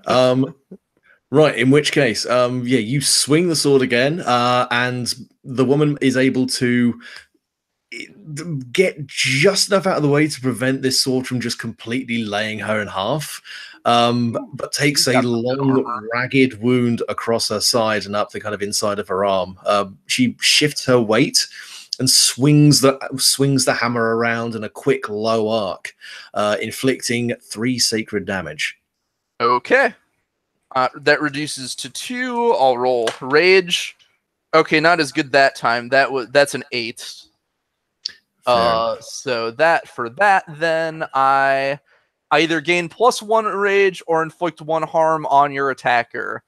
I will gain another rage and then expend 2 rage to heal.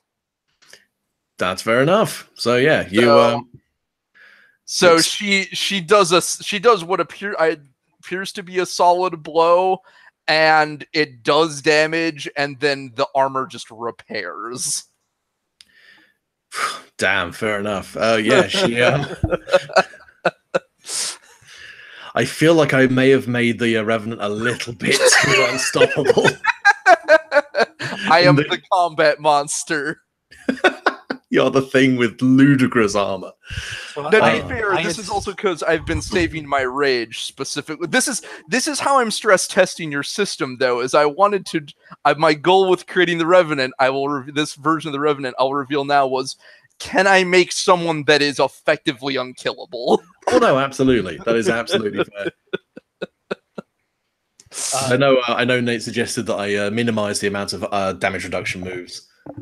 Yeah. Well, no, it's actually just removing armor, period. Yeah, that's also a fair point. Like removing armor and then also probably cutting back on the amount of damage that things can do, or making it so that you can reduce damage with creep, or etc. Like more opt-in ways of reducing damage than you effectively can, well, I guess you effectively can, or no, because you can't use creep to heal. Can you use creep to heal anytime, or you can use it to heal in the middle of something, but it normally requires a roll just to make sure it actually works. Right. Rage is special because rage I just spend. Rage is just fuck you and just reform.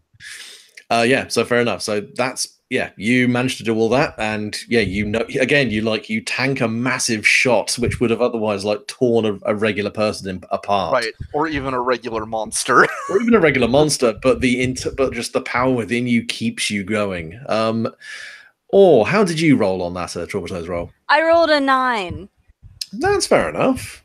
That seems to be the number of the night. I haven't really gone too far away from that. 9. Knock on wood. What are you? And what tag are you picking for that? Additional harm. Take 1 less harm. Usually I like going for the additional harm because of blood. Yeah, that's fair enough. You can pick that if you want. Yes, please. Cool. Yeah. Yeah. So you. Oh, hang on a second. I actually realized I just did the wrong one there. Right. There we go. Yeah. So you your knife, and you're flinging this knife, aren't you? Yeah. Yeah, you fling your knife, and although as he kind of buzzes around the place trying to dodge these bugs and try to get them away from him, you land a very solid thwack into his shoulder blade as he is moving into a predictable pattern. The trick is to aim where he's going to be instead of where he is. Tips in knife throwing from a murder cultist. Nice. I learned that from Space Invaders. Do you say that? No.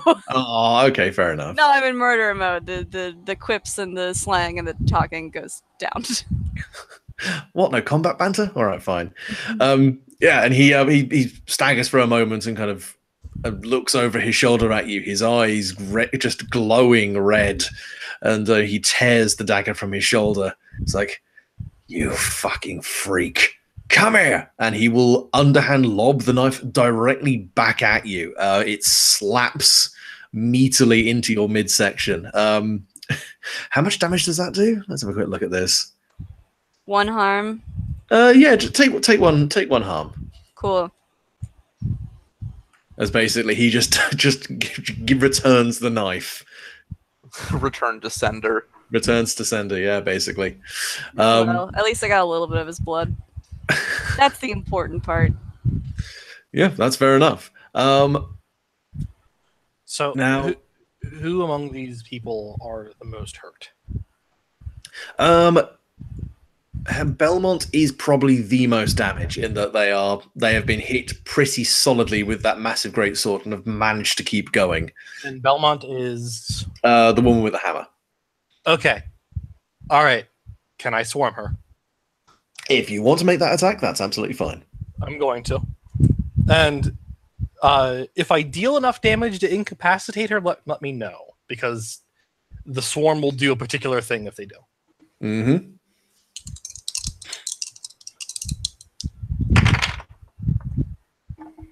So, 10 even. Yeah, that's fine. And what are you picking for your tags? My tags for traumatize. Okay. It's careful. Mm-hmm. So less damage done.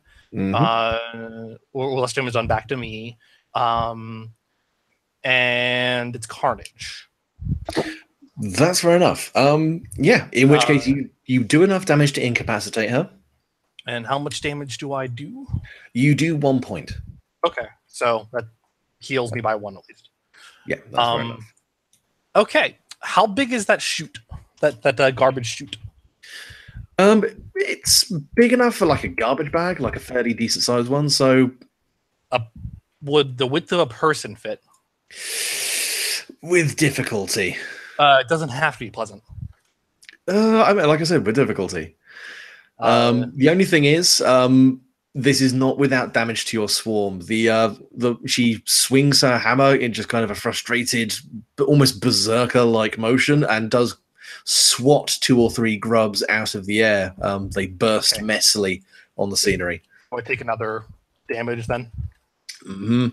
Okay. All right then. Damn. I took a total of... That basically negated my healing. Mm-hmm. Oh well. Yeah. She will then... there are several more that will rather unpleasantly, probably kicking and screaming, pull her up the chute. Jesus. Okay, fair enough. So, About as horror movie as possible. yeah, they kind of. I'm assuming they. Oh god, I imagine like the dark half where they just like rise up and just bear her up in this Yeah, uncontrollable swarm. yeah, like just like about a dozen or more just like suddenly are on her, biting her, pulling on her, taking her to the air, and then shoving her into this chute unceremoniously, probably breaking several things on her. With a lot of wet snapping sounds as she is shoved up and never seen or heard from again. God. Okay. Well, this leaves Crane, the gentleman in the suit, as the. Thank you for the text, Chapel. So, what's everyone's opinion on sacrifices? I had an idea what I was doing. No, that's fair. Make more grub somehow. Yeah, that's fair. So yeah, we got this one last guy left. Between the two of you, who wants to take the lead on taking this guy out? I mean, I currently have his attention, but I also have no confidence in my ability to take him out with a knife. So, if Oathkeeper wants to get the Hail Mary,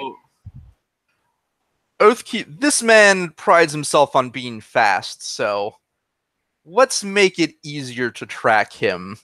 A lance of dark energy appears in his hand, and he flings it at this guy.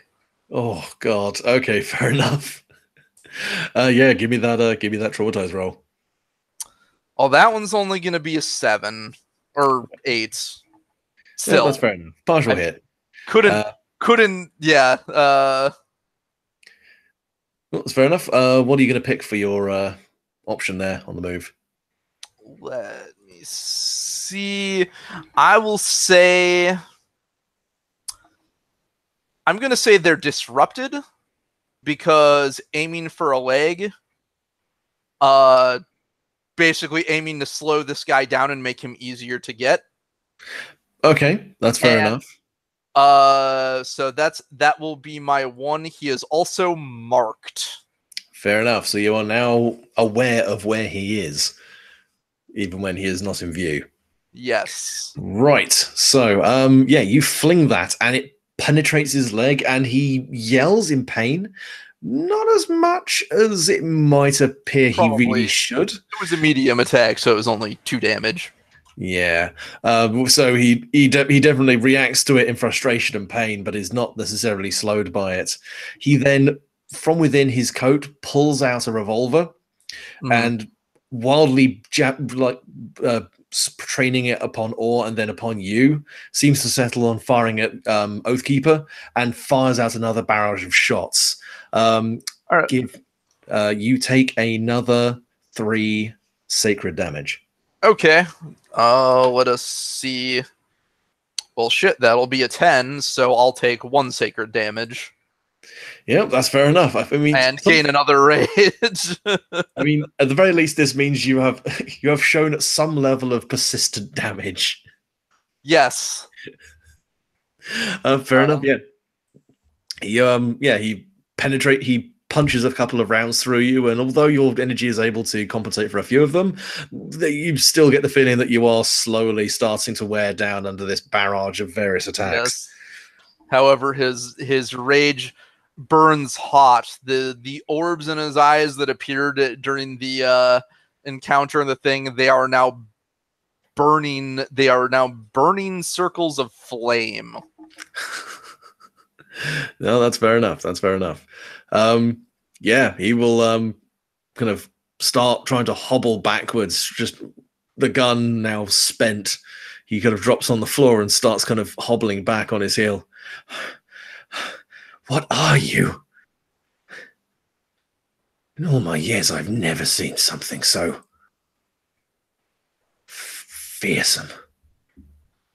I am judgment incarnate. I am To those that break their sacred vows, I am their end. They call me Oath Keeper.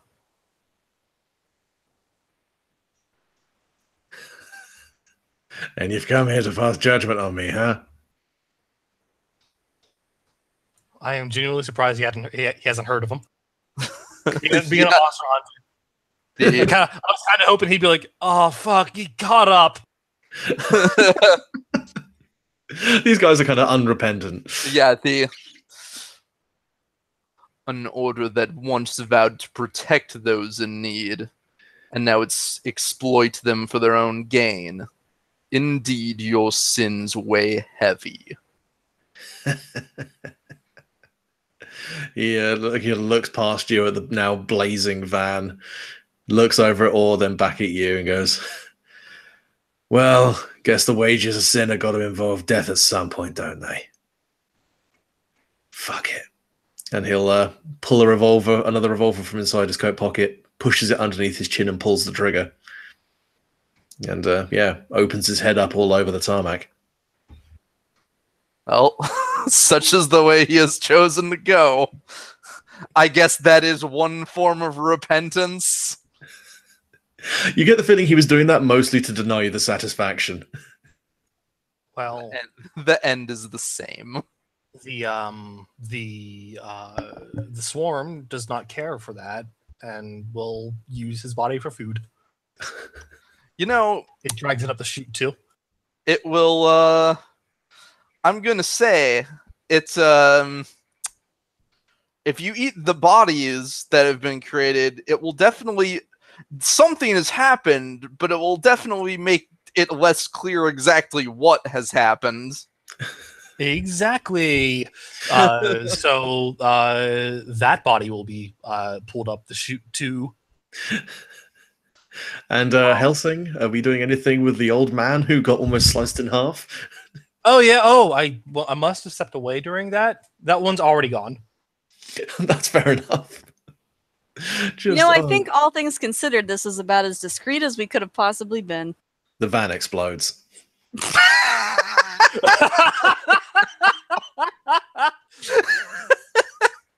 Oathkeeper holds his sword in front of himself to shield from whatever sacred ammo may be discharged from.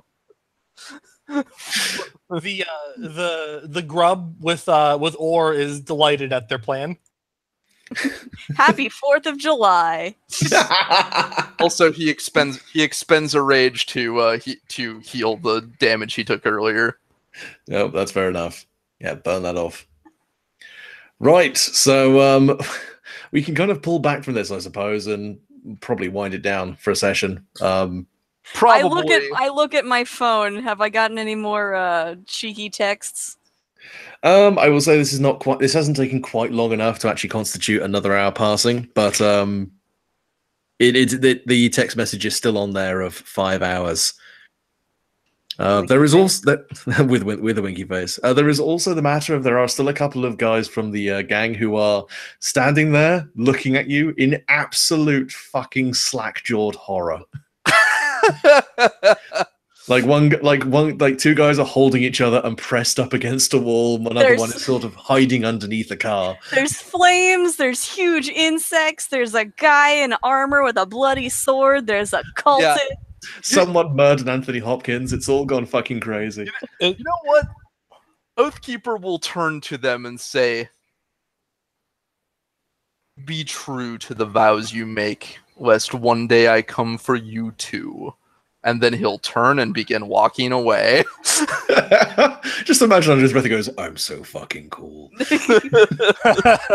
If he doesn't, I will follow him and be like, "You're a drama queen." I mean, they're just kind of distant, high-pitched yelping and running.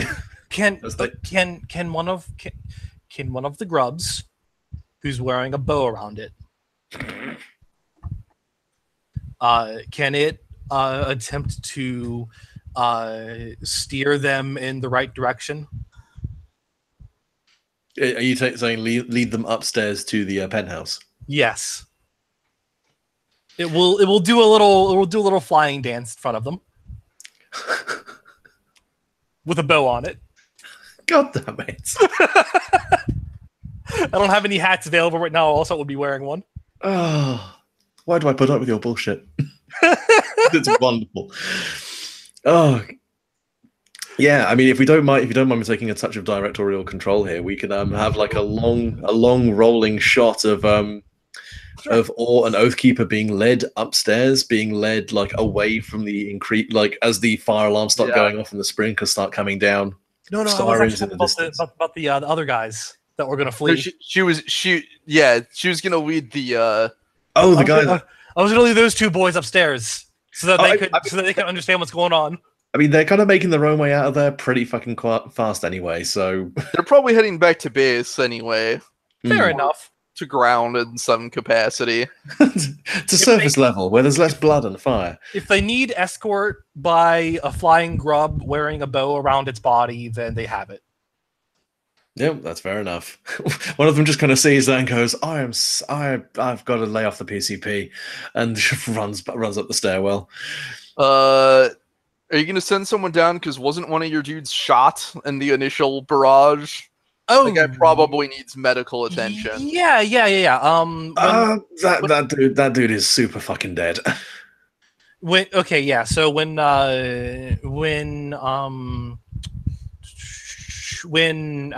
one of the grubs that had seen what happened rejoined with the hive, Echo probably informed one of the two boys who were guaranteed what happened.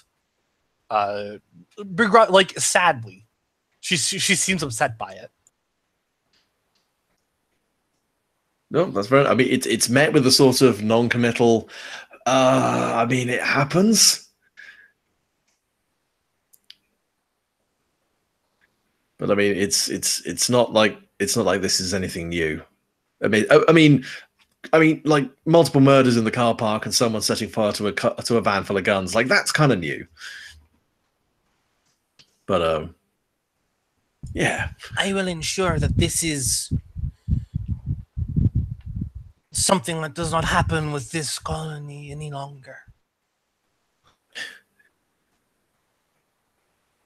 I mean, I guess we all appreciate the good intentions, but we've just got 3 dead Academy guys on the premises, a deal that's completely gone to horseshit, and Louisa is going to have us all skinned alive. So, Louisa is next. Great. If it's okay, I'm gonna go and sit down for a little bit. Of course. Take as much time as you need. When the Yeah. others are here, I will explain everything. That's fair enough. Yeah, the bodyguards kind of go into another room, and you get the distinct impression they're now in the fetal position. It has been a very busy last hour.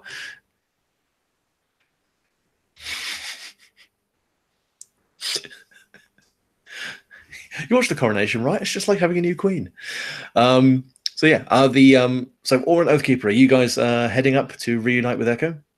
Yes. And that's the plan. They do not have the luxury of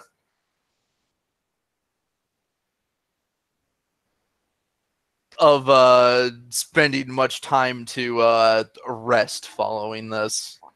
Yeah, that's fair enough. And yeah, just in my mind, I have this idea of like a tracking shot of them kind of coming up through the car park, going and as these gang members do recognize Aura and Oathkeeper, they just kind of lower their gaze and step back, allowing them to pass through.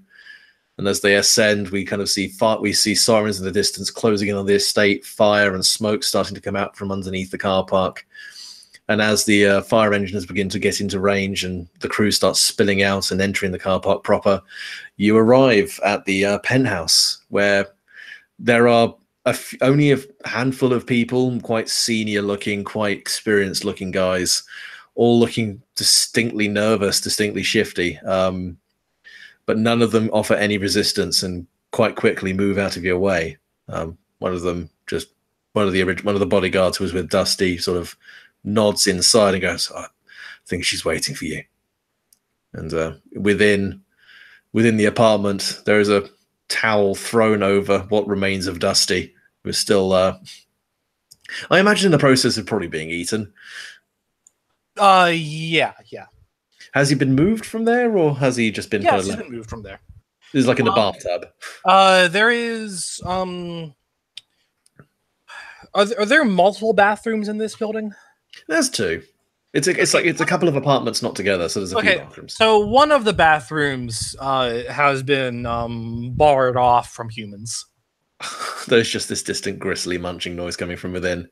Well, yeah, there's like 3 bodies being in the process of being devoured, and one that is and a fourth that is gestating eggs. Oh god, so Belmont is just kind of lying there, insensible. Yeah, with Ugh. stuff full of eggs. Oh, like a sock full of potatoes. Yes. Oh, I love it. It's vile. Yeah, you, Orr and Oathkeeper, you enter this apartment to see Echo holding court. I mean, yes. Name it anything and someone will masturbate to it. She says like, because like some have arrived, like some new ones have arrived, and she just asks, Is this to be all so far? This looks like most of them. We've got a couple of guys out on business, so they'll probably have to have some explaining done to them later, but this is everyone who's in at the moment. I am Echo. I'm not of your kind, your human kind, as you can probably tell. However, There is some awkward coughing. However, it is my intention to heal this colony that was previously poisoned by this Dusty.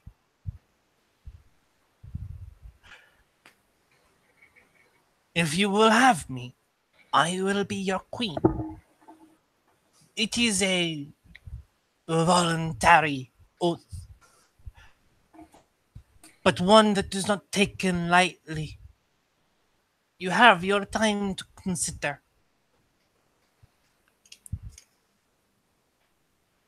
But if you choose, I will lead you into prosperity and peace and harmony in your environment. You will want for nothing.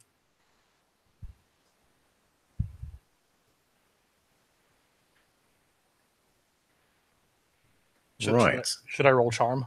I was going to say, roll me charm. Okay. Give me an additional +1 on this because you managed to get everyone who could be saved out of that deal out. Okay. All right. I got 12. Okay, 12. Now, this is a bit more homebrew in terms of this move because this is assimilating a group more than it is directly negotiating. A few people, some of the slightly younger ones, actually, no, not the young ones, actually some of the slightly older ones, the ones who look a little more set in their ways, who do seem to be possibly the most uncertain and the most anxious, look at it, kind of share some glances for a few moments. Then one of them starts to stand up, another one follows him, and 2 or 3 do stand up, look at the others, then raise their hands respectfully and walk out of the room. Okay. But for the most part, they do seem to certain levels of begrudging respect, do seem to acquiesce. Okay. So the ones that left, like, have a begrudging respect, though, you said? Yeah, they're basically just they're taking this opportunity to walk away. Oh, of course. She allows it. I'm sure someone is just like, yo, man, don't tell anyone about this. someone like begins to say that, and the guy just looks at him and goes, "All right, fair enough." I'll never believe you. Well, just like really, you think I told people about this? Yeah, so I was part of this massive drug operation, and this bug woman showed up and took over. And wait, massive drug operation? Oh, no, I know there's the bug lady's important bit. No. No one would have the fucking stones or the stupidity to actually say they were part of this. Fair enough. So yeah, those who've left, she respects that. This is a voluntary oath, but as she said, it is a binding oath. So yeah, one of the younger ones kind of just raises his hand. Question? You will have your answer if you ask. Yes. I mean, this whole thing, this is like taking money off Trosh's table. Is this not going to just come back and like cause more problems? He realizes he is getting chronic side eye from a few people. I am aware of what Louisa Trosh is doing. She and I will be having words in the next few hours.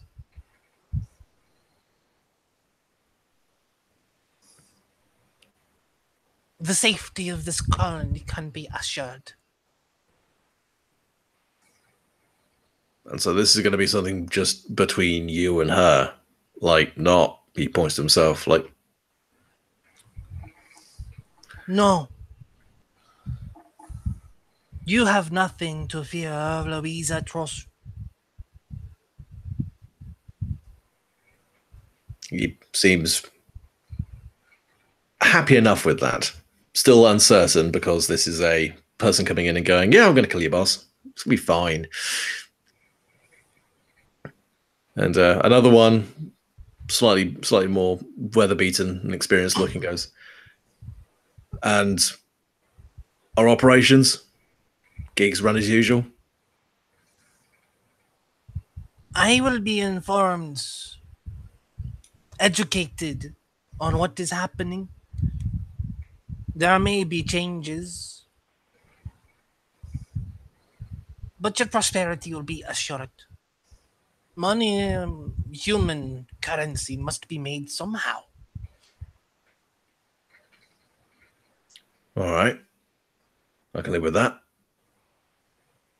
And one of the bodyguards, one of the ones who was maybe a little bit more acquiescing of this, raises a half-drunk beer and goes, King is dead. Long live the Queen. And there's a chorus of that coming up from everyone else as they raise their glasses. God, she smiles so proudly. Or raises their hand and taps their wrists as if to like indicate time in a watch, but then realize that it probably means nothing to Echo. Oathkeeper intones, if you are finished here, we have a time limit. Yes. Meet with Louisa. First we must retrieve what she wishes to deal. Indeed. Yeah, that's fair enough. Are you Honestly, guys I'm surprised none of the other gang members were just like, so are we gonna be bugs like you? Is that the question you really want to hear the answer to, just in case it's yes? You know what? Fair. I just figured one of them would be like, hey, wait a minute.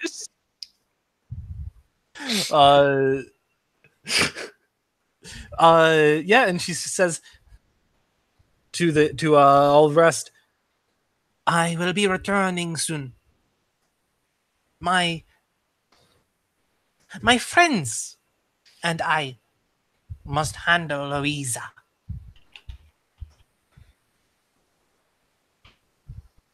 and will make she'll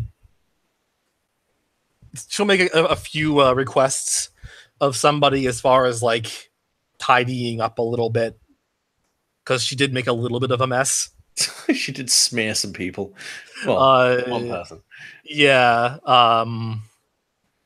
She'll make a request of that, and then like maybe like consolidating their boys. Like, consolidating their boys and girls, so that like when she gets back, they can all talk shop. Yeah, that's fair enough. They like have the respective ringleaders or masterminds of certain scams all just come in with a word. That's fair enough. That's a smart move.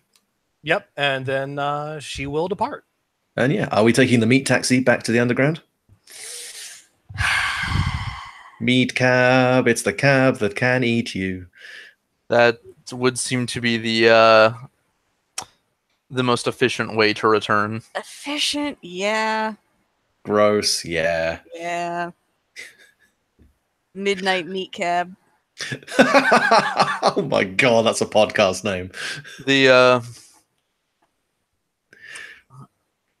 hey, Oathkeeper appreciates a consummate professional.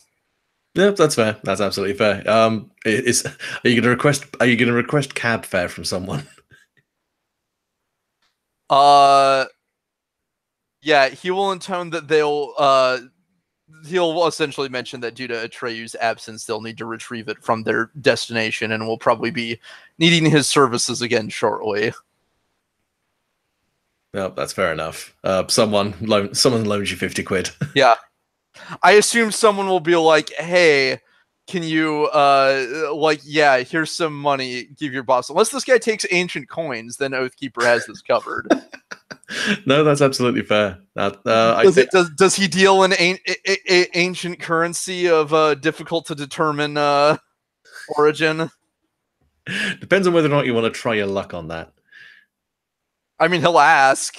He'll ask if he'll ask if he accepts currency. It is not used in modern times, but to the right people, it may be worth much. Yes, just go with that. God damn it. Okay, fine. But yeah, either which way, you well met by the cab, which pulls up. It's warm, it's humid. There's a shoe in there for some reason. But yeah, it doesn't take long for it to take you back towards the underground.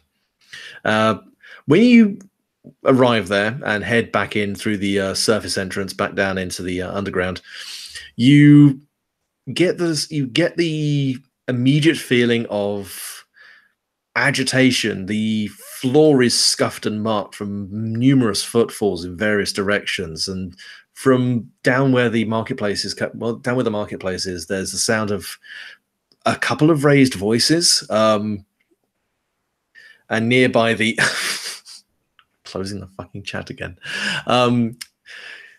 Closer to the where Atreo was, where the bunker was, you can see the door is still sealed tight, but there does appear to be some scratches on there. Mm-hmm.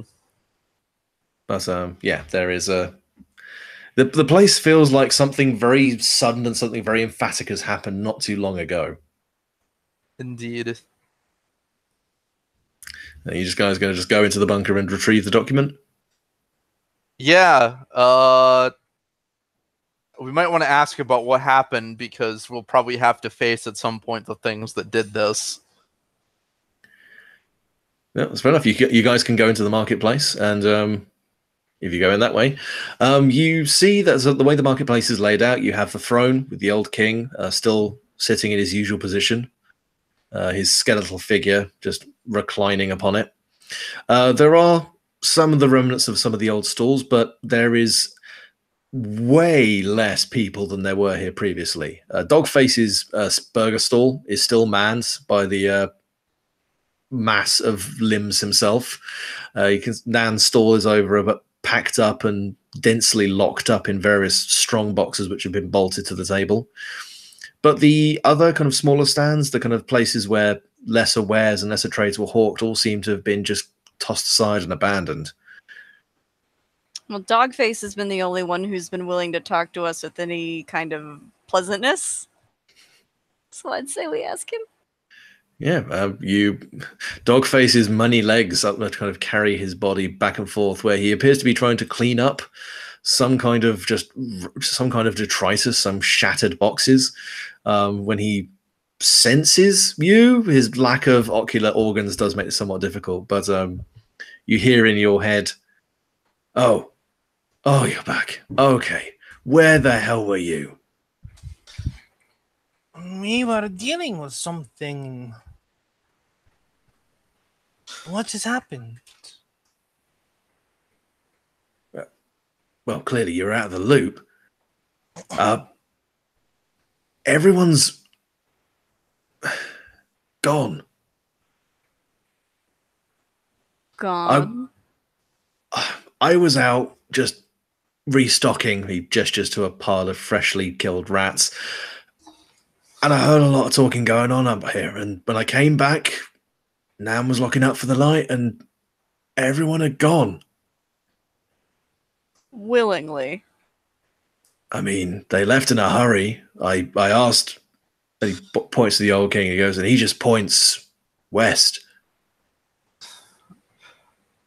Just everyone went west. What is west? Cardinal direction. No, I know the cardinal direction. But what would we find west? I mean, a lot. I mean, anything you guys would know about? I mean... They have taken Atreyu and Maria. Maria. Trosh. That's the one. Their estate is due west of here. Then that is where then that is likely where they are holed up. But I mean, a few of the guys here are like fangs for hire, but not everyone. And they have been taken as collateral. To further ensure our collaboration. We have something they want. I suspect they were not aware it was here the entire time. Well, I heard someone raising hell back down there. I wasn't sure who it was or what they were doing.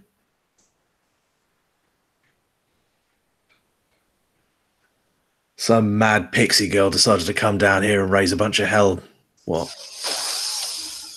Couple of hours back? She have a very high-pitched voice and a fast way of talking. Oh, yeah, that's her. She knows how to use a cell phone. Yeah, hasn't got the first thing about wards, though. Couldn't even get through what Atreyu put on that door. I guess that's a good sign. Well, look, I'm going to just have to take care of this and hope that these idiots come back. We will retrieve them. You have been a very good boy. Well, thank you. Oh, I do try. She gives him a head scratch. He just kind of he doesn't make a noise, but he just sort of like hunches his many shoulders slightly and sort of leans into it a little. Feels like he needs a bit of comfort. Yes, she provides some comfort. This weird meat mountain. Yes. Here's hoping Atreyu has left it such that we can gain access to the ward. What's in the ward?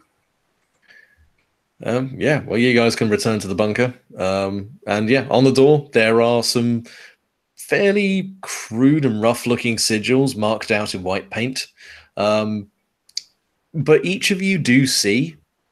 In the case of Orr, it's an eye. In the case of Oathkeeper, it's what looks like a mailed fist.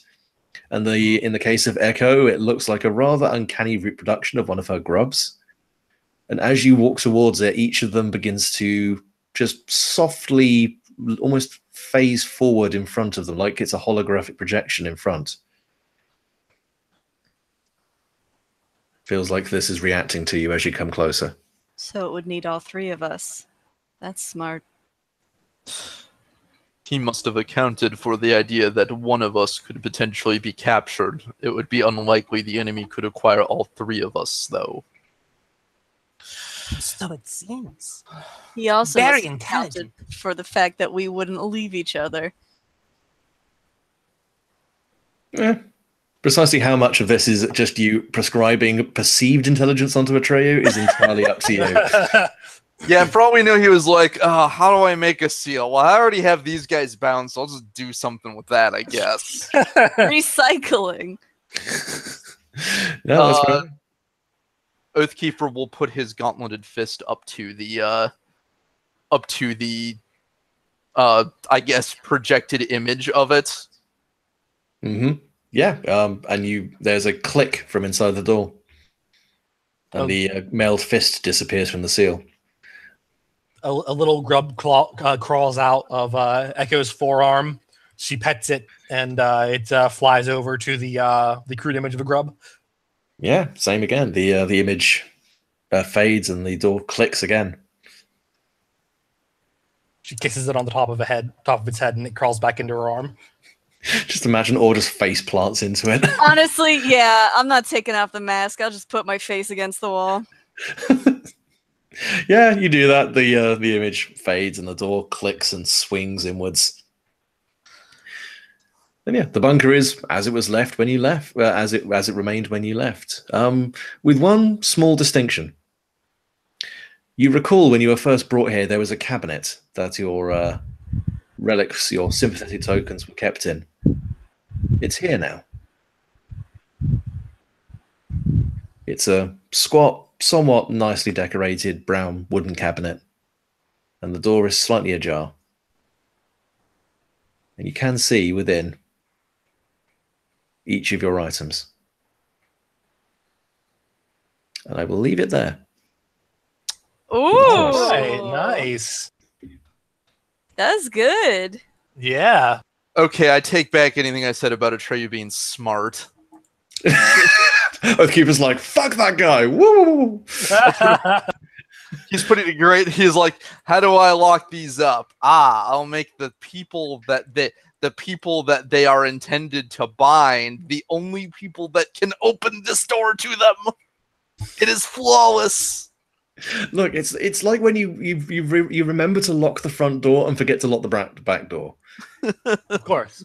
He's Also, like, I guess okay. To give him a little bit of credit, if someone had been able to acquire those items, they'd have been able to force us to open the bunker. that is true, and also one could presume that if they were in a case, if I don't think Atreyu thought this far ahead, but if there was a circumstance where somebody could otherwise try and force us to act for them using the threat of the binding magics against us, he has provided us a way for that no longer to impair us. Yeah. At the risk that we might just fuck off and abandon him. Well, yeah. I mean, he's pretty much at the point where worst case scenario is he dies. Yeah. Through your inaction. So it's like he has nothing to lose and at least something to potentially gain. Fair enough. It's a gamble, and I will say at least Oathkeeper has a reason to see this plot thread through. Echo does, because she has gained a fondness of you Aww. all. The real monsters are the friends we made along the way. Hey. In fact, during her speech, she called them all friends. I do. You did. And my heart went. Speaking of friends, I believe I've answered a question. The objects of my rage do not deserve a pleasant death. Yeah, I will pretty much say that. Belmont died pretty horribly. Helsing got just absolutely ruined. And even Crane just kind of went out in a brutal, spiteful way. So yeah, brutal, desperate. Yeah, pushed to the point where there was nothing else for him to do apart from that. So yeah, I'd say yeah.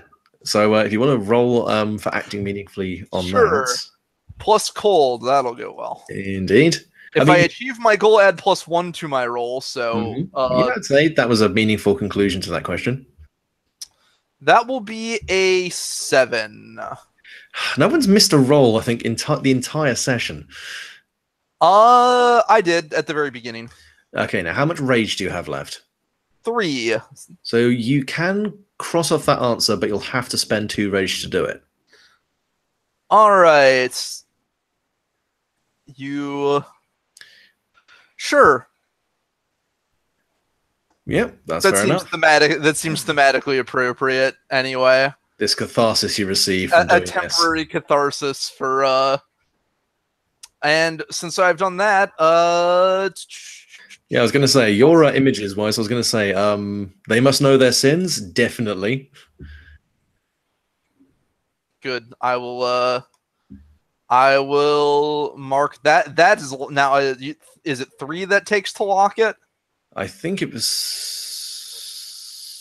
Nate. Remind me. I think it was 3 and then lock, or is it 3? It's just 3. Yeah, just 3. So yeah, Then that is now that one's super locked. so you can lock that in as an image. Perfect. Death or repentance seems pretty. I don't think you gave. The thing is, you didn't really give them an opportunity to repent. To repent. Fair enough. This Fair was more enough. of a you done fucked up. That is true.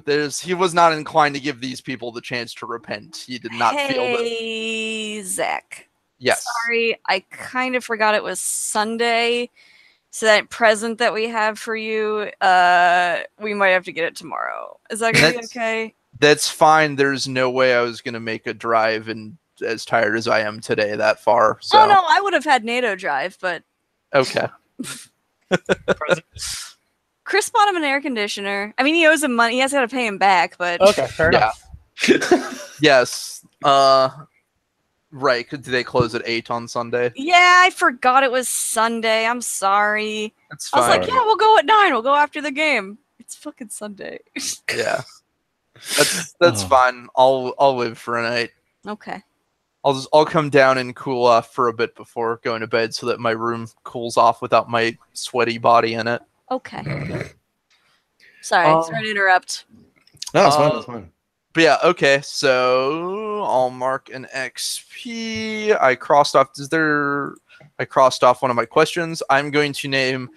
That one was definitely aided most by Echo.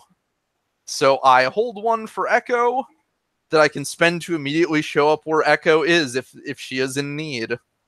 Oh yeah. Nice. Oh yeah. Get a Kool-Aid man your way through the scenery. Oh yes, believe me, I look forward to. Can I also just say thank you very much? That was everything I could have hoped for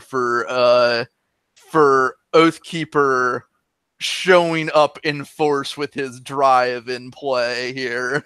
just squashing these guys. Just oh, you think you're badasses? Watch this. You think so yes, even if this will probably cause this skin to need to be rebalanced down the line. Enjoy it while you can. I've got a feeling the Revenant will become a little bit more of a glass cannon. That's fair. In terms of massive damage, but we'll have to manage that rage. To play off of something Nate suggested for stuff that's more active. What I suggest for replacement for armor moves is either something that can increase the vitality cap, so you can take more damage, but like once, as opposed to knocking one off of everything you take. That's also very true, actually. Yeah, that or perhaps one since there's a few armor moves, you could say for variety, replace one with something to the effect of like when you choose to carefully attack. It's an additional -1 from damage. It's -2 instead of -1 when you choose careful from the traumatized list. Okay, like, actually, you're good. That's a good idea. You're good at protecting yourself. Like fighting from riposte. Right. Yeah, that works. Yeah, again, like I'm going to be doing some heavy retooling of all of these playbooks. So yeah. That'll make them a little more. That'll make them like, at most, you could maybe, if you really wanted to give either the Revenant or the Ripper like an armor of 1, or even maybe the Ripper, rather than having given the Ripper his qualities instead of getting armor, just basically say that like mundane attacks just don't really phase you. Like like you're always like essentially to physical damage, you're always treated it like when you get down to 2 or 1, like they can stall you, but they can't actually hurt you. Because you are like like the Ripper is supposed to be more of the I am the unstoppable slasher that you can at best slow down without knowing my specific weakness kind of thing.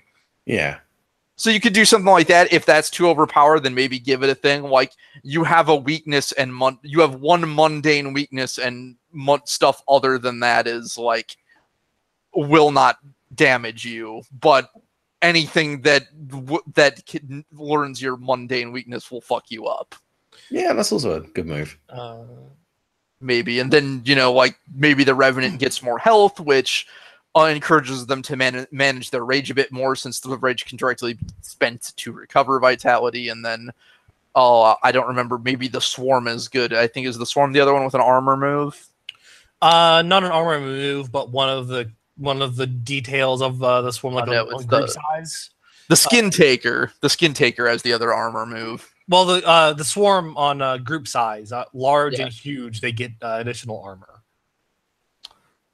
Gotcha. That can be something else, I'm sure. That can always, those can always be heard, but I definitely agree that given the general low damage amounts, like compared to other types of RPGs, armor, like flat out damage reduction, is very powerful in this, which is fine if you want to, which is fine if you're okay with the NPC going on a power trip like I am, but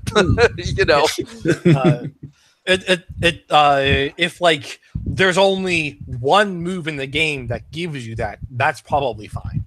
Right. Like if there's like one of the skins. But if you stack a couple of those on top of each other, all of a sudden it's unstoppable. Exactly. Yeah. So like if only a single playbook has one of them that can be sniped, that reduces all damage incoming by 1, that's probably fine. In fact, like I could see that being a useful thing that you'll be tempted to snipe. But since you can only get 2 things from other moves, from other playbooks. And some playbooks can only get 1, like mine. Exactly. So it creates a bit of a burden of choice there. Yeah. Believe me, I was very tempted to do a few other things, but I decided that specifically for gameplay testing purposes, I thought it would be more. I wanted to take this and stress test it. Now, if you decide you don't want to deal with that, I am willing to swap that out for another move that gives me something else. If you don't want to have to if you don't want to get in a situation of anything that can even dent Oathkeeper will just splat the other 2. That might be something I'll have to consider. Yeah, just let me know. There were definitely other moves I was interested in, so I won't be offended or upset if you decide you want to do that for game balance purposes. Because if you do, that is just way too powerful.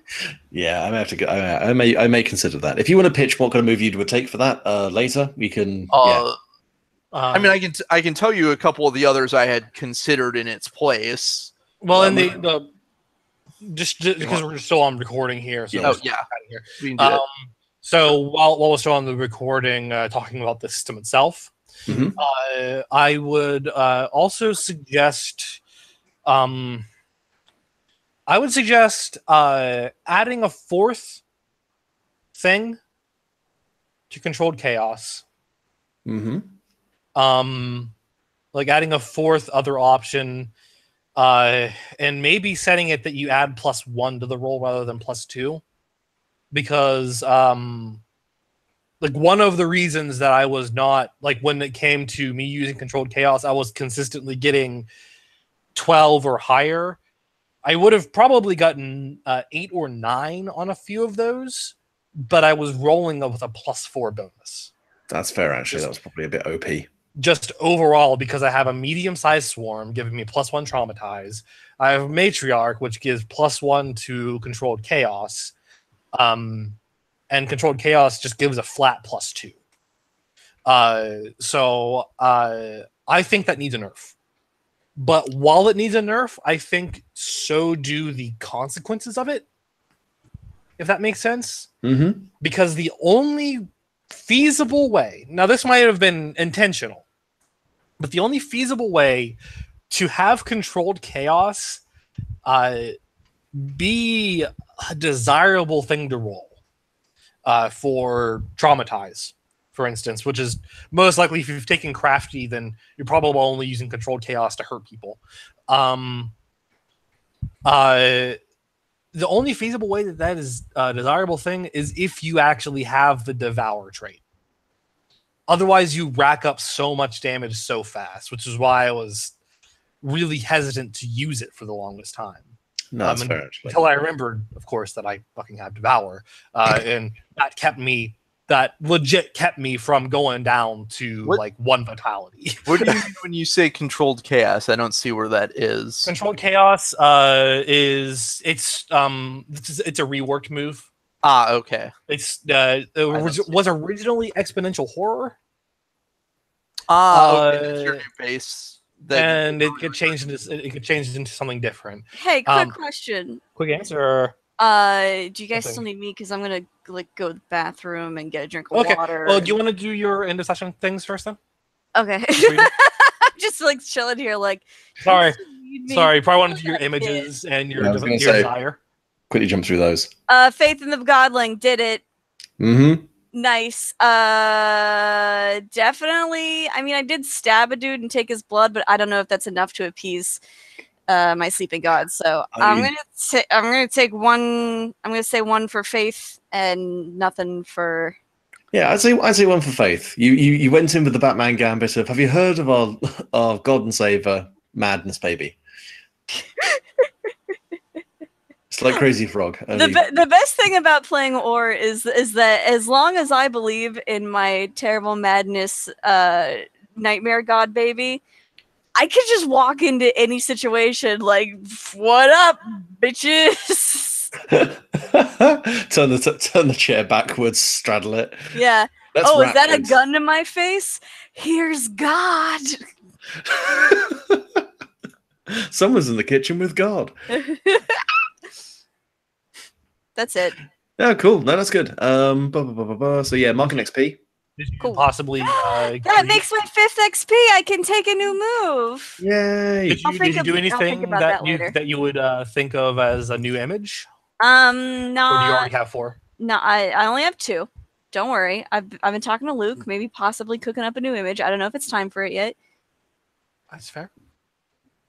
No, I mean it's up to you. It's just that the next session will probably be the last one. So shut up.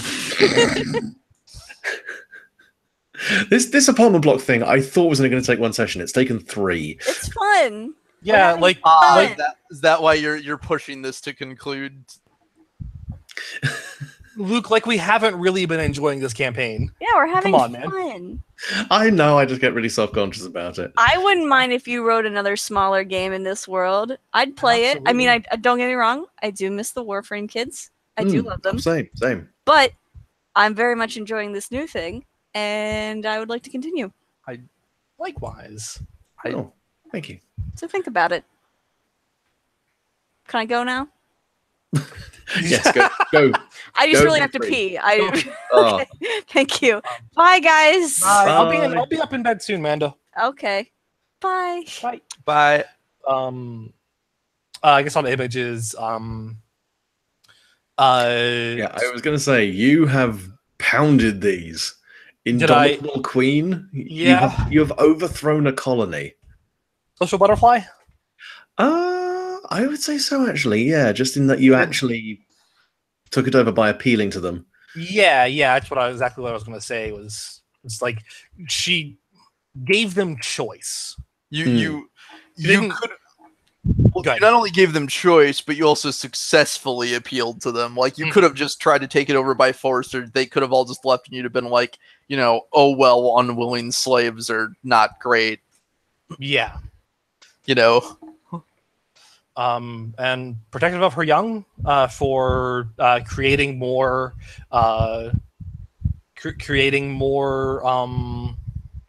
grubs. I would say that's more always planning for the future more than it is protective. Yeah. Okay, that is fair. Because the thing is, to counterpoint that, some of your grubs did get taken out in the fighting. Would we argue then that that actually reduces it? I would actually say, yeah. To be fair, you did actually put them in harm's way. Does reducing it net an experience too? I forget. Just sets it back. If it goes below, if you reduce that again, then you would have to erase it, mark XP. Yeah. Okay. Sounds good. I would also say your desire. I think I met a step there. Yeah, I was going to say I think that might genuinely be step 3. So that would be 2 experience thus far. 3 was step 3. I'll just say that I have a banked advancement. At all. Yeah, if I do any of mine, they're all going to be in the final session. Yeah, that's fair enough. So, step 3. What would you say step 3 would be here? Secure the colony, or secure a colony. I would say something like assert your dominance. Okay. Just in that you have basically displaced and overtaken another lesser hive. Okay, sounds good. But your final goal is to make a brand new one of your own. Right. I mean, she's gonna have to reinvent this one for that, basically. I mean, that could be the final goal. That can be that you reshape this hive in your own image. Yeah, that's kind of what she wants to do. That's cool. Because she doesn't like the drug thing. She wants it to be a different thing. Nice. Right. If you guys want to send me more feedback, maybe in chat format, it's 1 a.m. It's still course, like man. 20 degrees, and I am just sitting here drenched in sweat. Sure. Someone remind me to do that tomorrow when I'm more cognizant. You're drenched in sweat. I'm also drenched in sweat. Yes, actually. Nice. Good night, everybody.